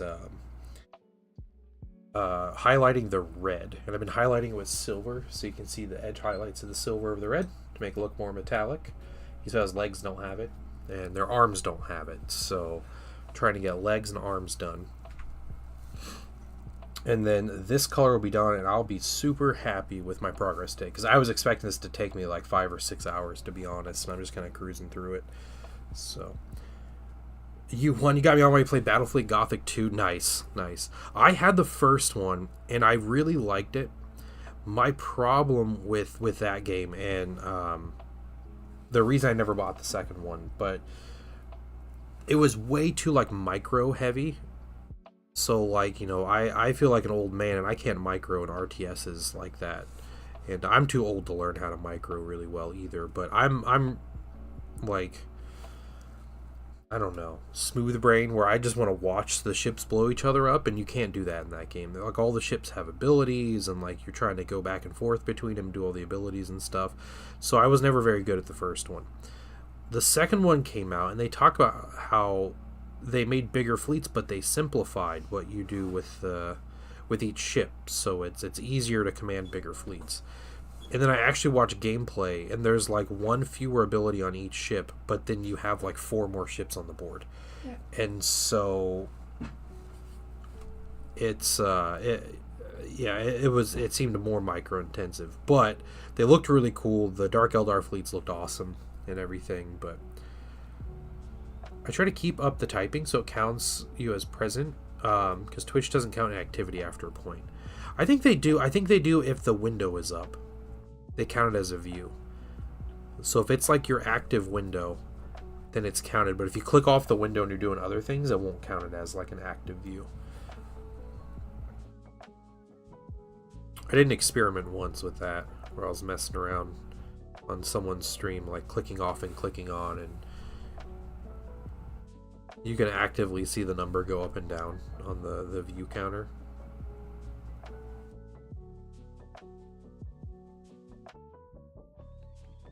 But I don't know, regardless, I mean, I'd rather have 5 people in here chatting with me than, you know, 30 just kind of with no one talking. But that's also on me, I understand.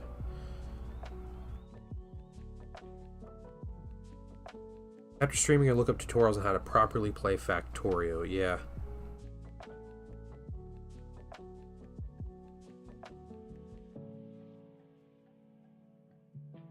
There was a game, it was a factory simulator that was really fun, but it, like, the game died really quick. Like, they released the game and they talked about all these plans for, like, you know, expansions and DLCs and stuff. They never did anything, and they just kind of let the game die. I was really unhappy about that, because it looked like, in my opinion, it was like the perfect, like, factory game. I can't remember what it was called, but it was cool. It was, you know, very much about like mining resources, and then, but you weren't mining, you were just controlling, you know, the factory and building the things and setting up the processes. So there wasn't like a first or third person element to it.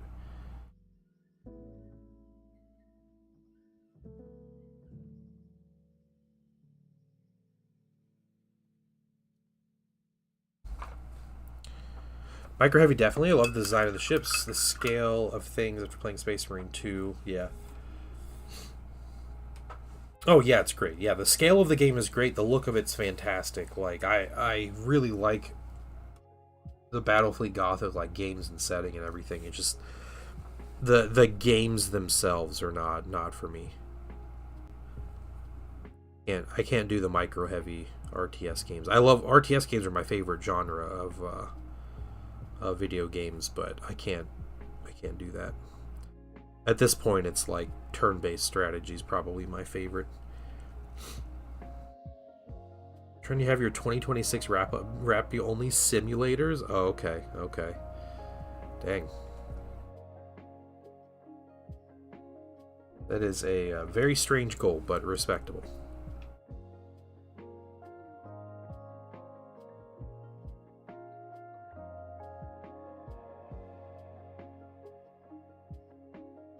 And son, I should show you my Vampire Survivors progress. Really? After stream.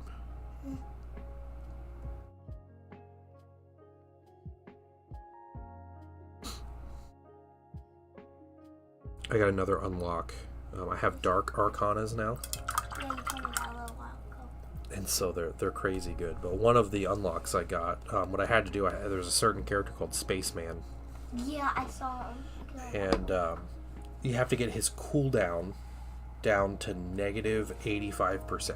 Why? So he like never stops firing? Basically, but it unlocks something. It was just like one of the unlocks. Like, hey, get Spaceman's cooldown to negative 85%. How do you do that? So it's an Arcana and then the book, the Empty Tome. Oh. So there's one Arcana where every empty weapon slot, like primary weapon slot, it reduces your cooldown by 8%. So you run around and basically don't get weapons. You start with only the weapon you have. Okay, so you have to pick something that's really good. Well, you have to do it with Spaceman. So he... And is his weapon very good? Yeah, it's pretty good. It's pretty good. So yeah, you start with him, and I played the library because it has the empty tome there, so I can just run and get the tome really quick. You could upgrade the tome also. Yep, so you just have to get the tome to level 5 while you only have one weapon, and it unlocks it. And that was basically it. NBC Wargaming, welcome! And yeah, thank you, I appreciate it. If you want to know exactly how I paint the red, you type in !red, that gives you my guide on how I paint it. It is way too many steps and not worth it. But it is how I paint my red. So, I do want to try, I think next time I'm at a particular store, I want to try the Vallejo metal, metallic red or whatever they have that came out recently. That's something I want to test out and check the color on it. But yeah. You play Space Wolves, yeah, of course, a Space Wolves player. Yeah. Always the Space Wolves in the stream, isn't it? Wonder why. Yep, me too. It's called jealousy, son. That's what it's called. That's why they're here.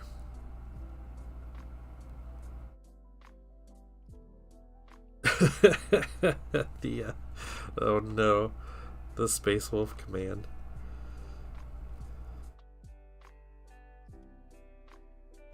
No, it's not nice.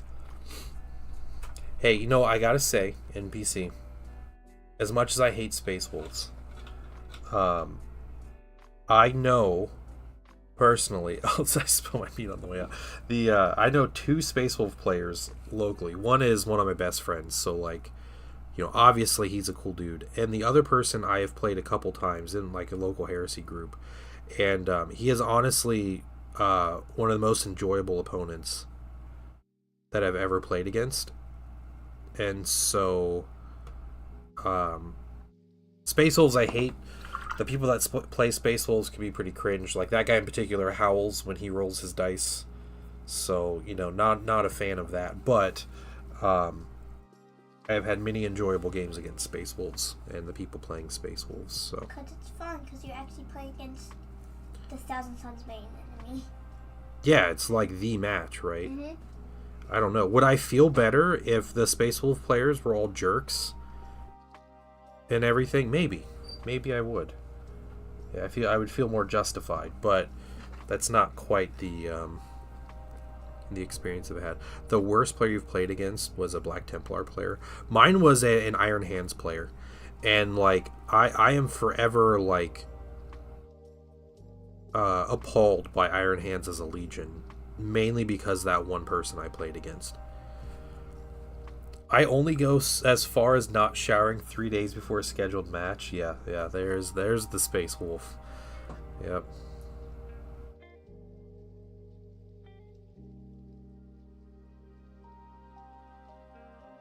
What do you think about that painting, son? Just not showering for 3 days. To smell more like a wolf, I guess. Oh no. No? I would not like that from you. Wouldn't like that. Well, I won't do that because I don't play Space Wolves. I'm not acting like a dog. So. Yep. You guys ever see What We Do in the Shadows? This is for 30k. Yes, 30k. Jaded Valkyrie, welcome. You ever see What We Do in the Shadows? It's about a vampire coven. It's an incredible show. There's a movie that's like related to the show, but is different characters. But I always imagine the Thousand Suns and Space Wolves fight go like the vampire versus the werewolf duel. If you remember that one, they're on top of the building and they each pick their weapon, and it's just this massive werewolf doesn't pick any weapons, and the vampire picks up a squeaky toy and throws it off the side of the building after squeaking it, and the wolf just jumps off the building after the toy. It's so funny. Well, that's smart. It is smart, yeah. That werewolf doesn't pick anything. Vampire picks a squeaky toy, squeaks it, throws it off the cliff. Werewolf goes running after it and then dies. Yep, it is an incredible, incredible scene. That whole show is so funny. Sorry, painting set is not appropriate for you.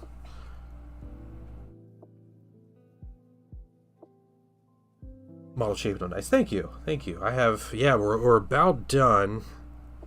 We might finish. It's gonna be close, but we might finish the red highlight today, which was like a long shot goal of mine today, and the fact that I could finish it is a really big deal, even if I don't quite finish it today. But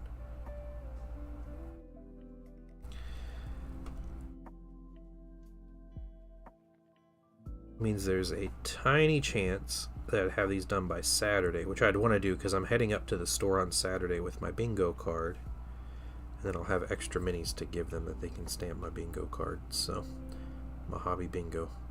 It's the most serious I've been about hobby bingo ever. What do you win?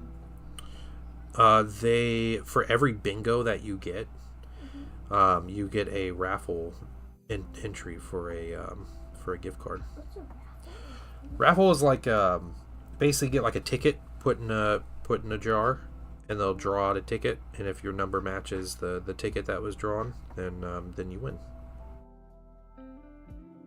It's like I get my name put in for every bingo entry I fill out, or not entry, but every bingo I complete. So every 5 in a row. How many bingos have you gotten? None so far, but I have lots of minis and stuff. I just have to go to the store and they have to like stamp it. Some of the local gaming store nickname Mangy because you can smell him from across the store. Oh, he's been kicked out a bunch. Oh, that's rough.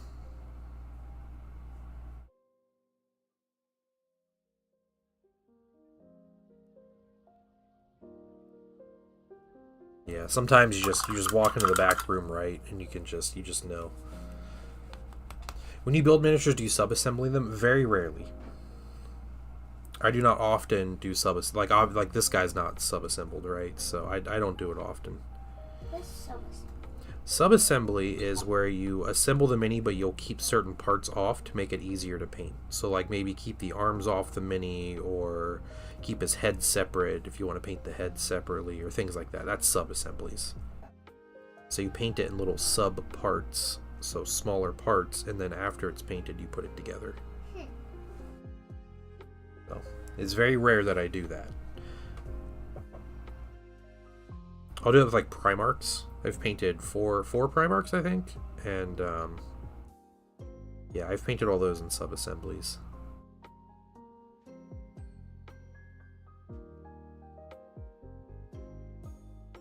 You do that, like, I couldn't willingly get in bed if I'm not clean. Yeah, exactly, yeah, like, it's just,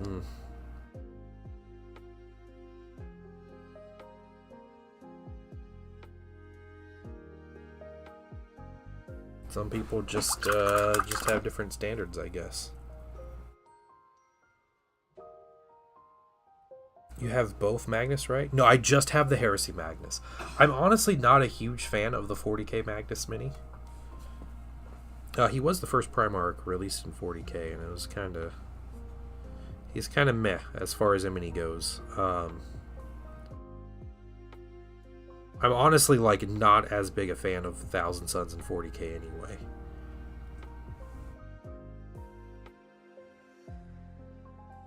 Favorite what? Favorite faction 40k? Space Marine faction. Oh, favorite Space Marine faction. Okay. Well, I collect an Ultramarines army. So, I like Ultramarines, but that's mainly the colors and the ease of collecting. But I think Ultramarines are cool. I like that they kind of fit into any kind of play style. It's kind of their thing. So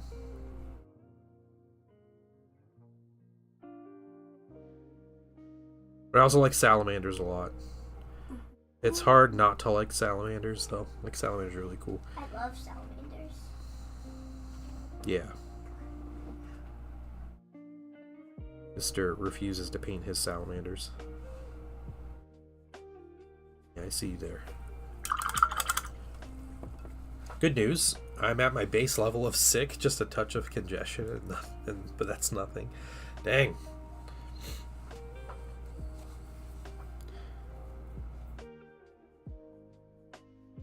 Hope they reduce Sanguinius or becomes available again.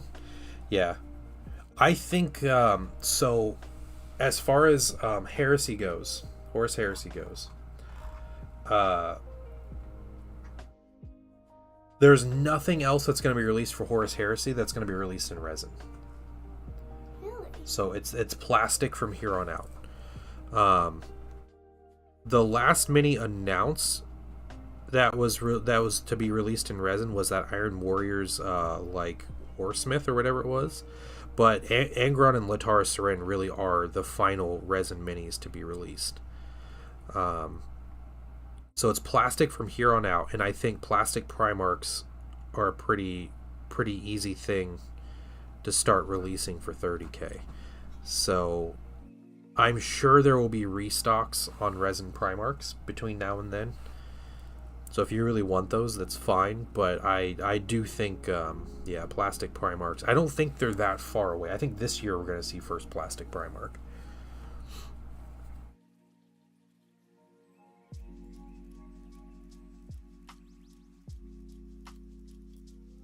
Yeah, it's going to happen. I think plastic Demon Magnus will be a thing too for Heresy. That would be cool. That'd be so cool.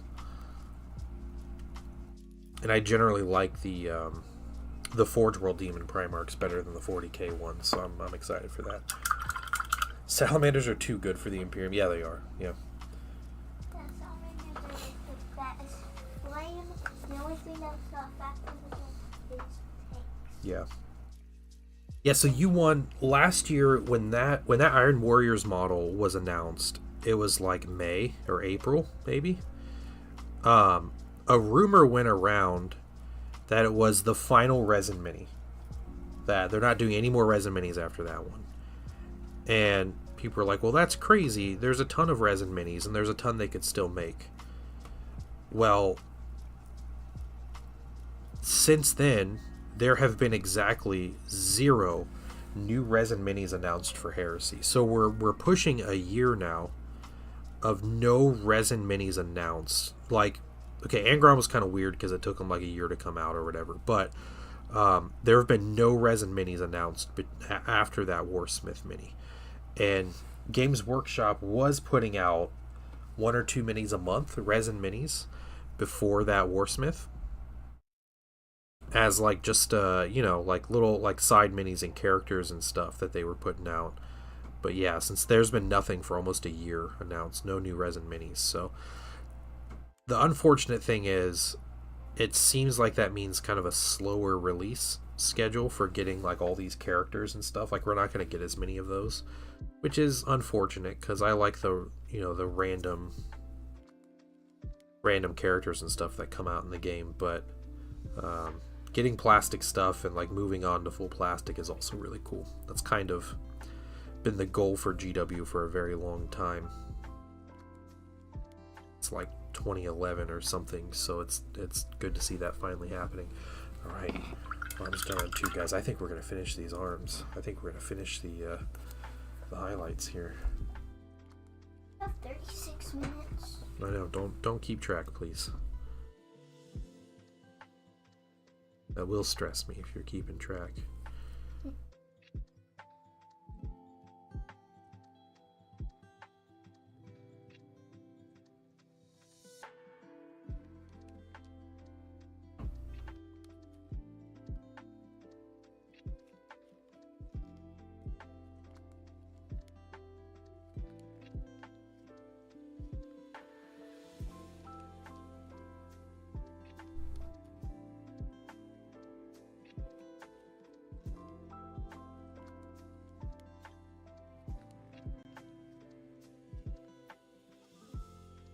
That arm. Gold and silver are last big highlights to do.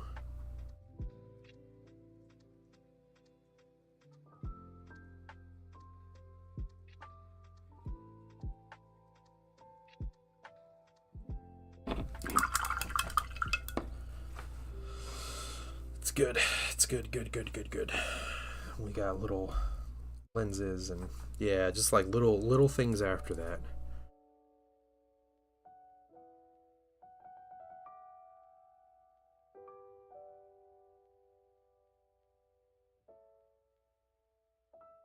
Even like I think even Necromunda's another game where they're going full plastic. I don't think they're doing resin for Necromunda anymore. And I think we saw that with their last big announcement with the big vampire guy that they announced, I think already released. And the next set, it's all plastic. Even all the characters and stuff, the hired guns and stuff are all plastic. So, Painting Son, can you stop playing with that stuff? Thank you.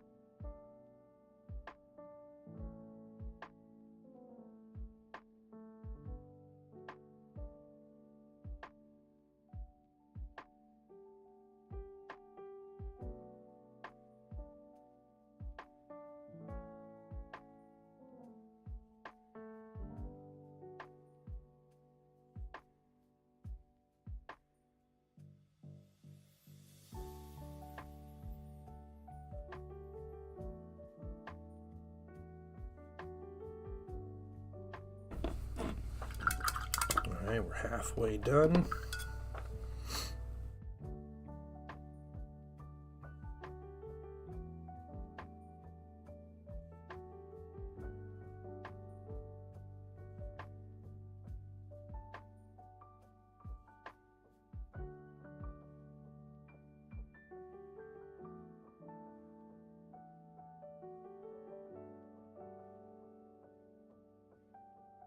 Yeah, it really does seem like such a small thing highlighting these colors, but it's such a tedious process. And I am so excited to have this done already. And I think if I really want to, I can probably have these minis finished by Saturday. By this Saturday, which is in 2 days.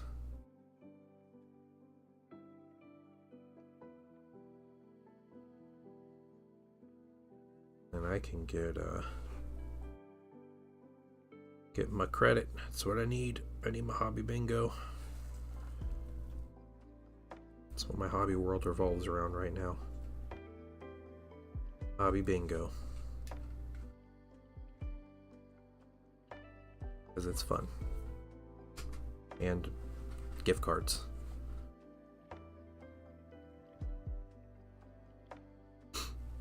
Hey man, that's free minis, alright? That's what that is. That's what gift cards mean. But if you don't get a whole lot of, like, you don't get a whole lot of free minis. What do you mean? Don't get a whole lot of gift cards. Then you don't get a whole lot of free minis. I know, so I'm trying to get gift cards so I can get free minis. I have to get like 2 free minis. How do you know? How big are the gift cards they're giving? Why do you think that? I don't know what I do. Oh, so how much money do you think the gift cards are worth?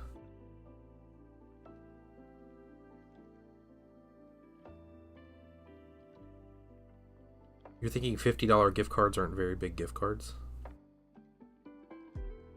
I mean, I'd be happy with either of those. It sounds solid. It's called free minis, is what that's called. Free minis. You only get one of those gift cards, then you get them.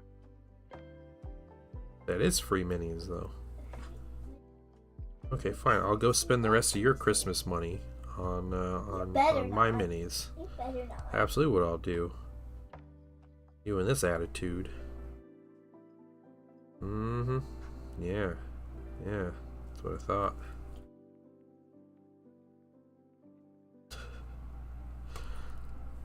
I don't understand. You're like, you get money, but it's not free minis. If I get Nintendo gift cards, I'm basically getting a bunch of free games. Exactly, right? Yeah. At one point, I had like $100 in gift cards. You still have like $80 in gift cards. Okay, I have like 50, but okay. No, because you have... I only have 35.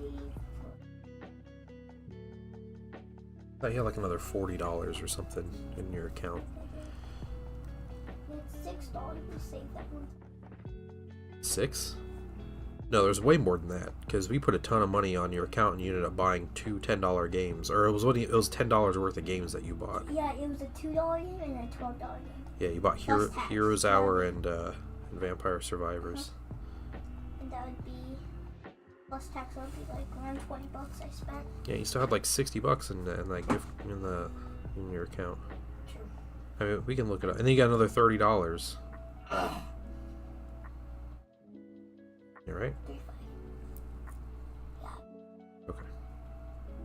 Yep. You got a $35 gift card? Yep. That's a weird number. Oh, A $35 gift card. I do have 35. Okay, don't talk weird, please.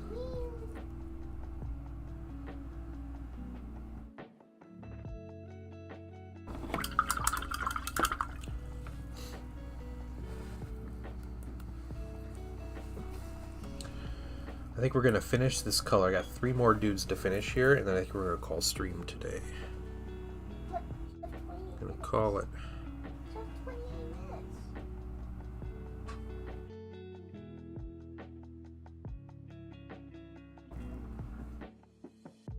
Goodness. Painting Sun, a big part about joining me on stream is not correcting me every time I say something.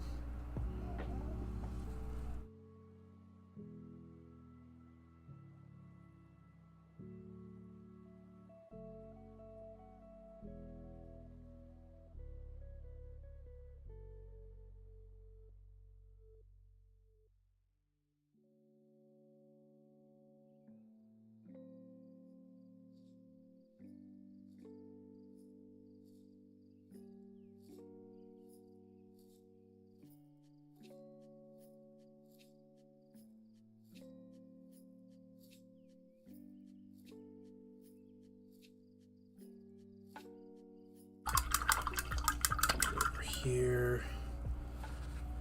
Just a couple more.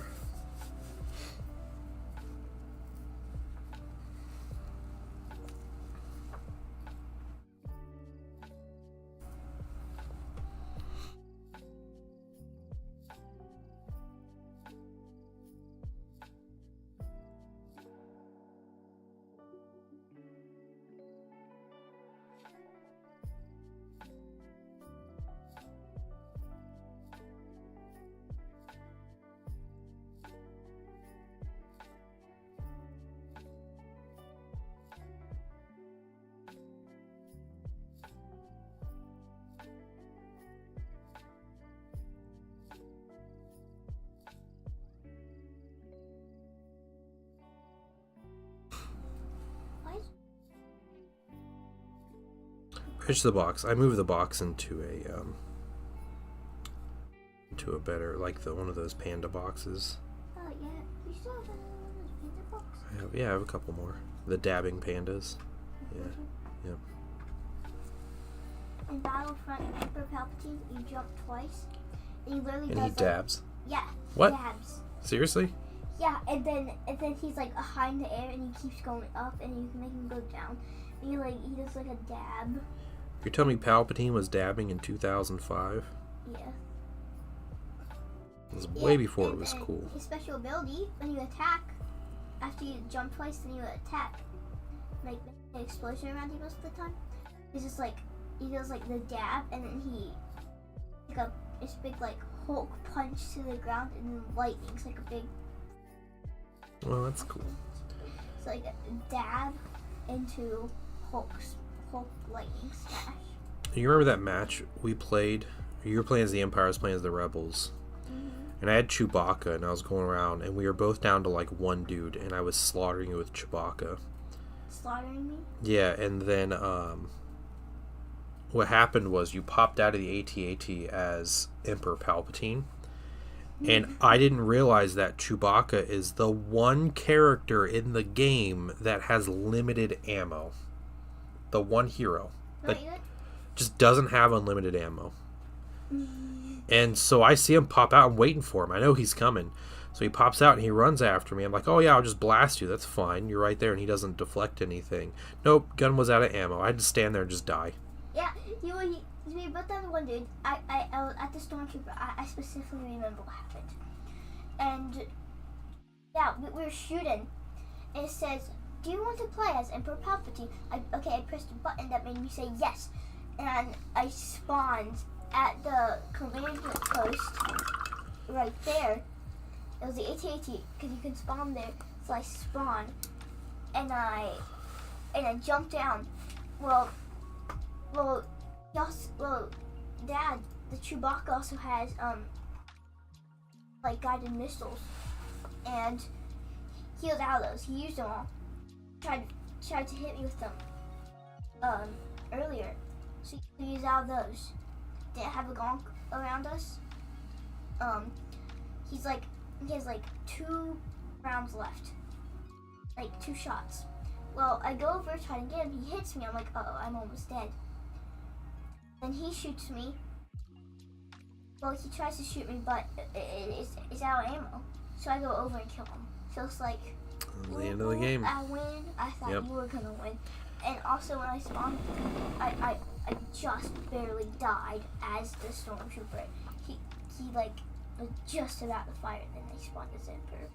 It was crazy. It was crazy. It was. There's a lot of crazy video game stories. Well, guys, I'm going to call it there today. We finished all of those red highlights. Tonight, I think on my own, what I'm going to do is I'm going to put transfers on their shields. And if you see, like, this guy right here. Simple transfers there on his shields. I'm going to put that on the shields. And then we need to highlight the gold. And I need to highlight the silver. I have to get the glow effects on their eyes and these little, like, I consider this like little view screens, like little cameras on the front, so they can see on the other side. And then I'm gonna dry brush down some of the bolter barrels. So that is what I have left to do. And then these minis. It does seem like a lot. It's a lot of like quick steps though. It's like 4 or 5 like really pretty quick steps. The gold will take a little bit of time, but that's what I'm gonna do. I'm gonna try to have these in a game on Saturday. So we'll see if I can make that happen. That's today and tomorrow to work on them. So yeah, that'll be the goal. I'll make sure I have enough bases and everything. But thank you guys for coming to hang out today. I really appreciate it. Thank you for keeping me company. And yeah, being chill and all that. I appreciate it. And I hope you all have a wonderful and safe weekend. I hope it starts to warm up for you guys. It's not going to warm up here. It's going to be cold until Monday or something. But yeah, Painting Sun, you want to say anything? See ya, everybody. All right. It's good hanging out with you guys for half hour. Yep. Bye, everybody. Bye.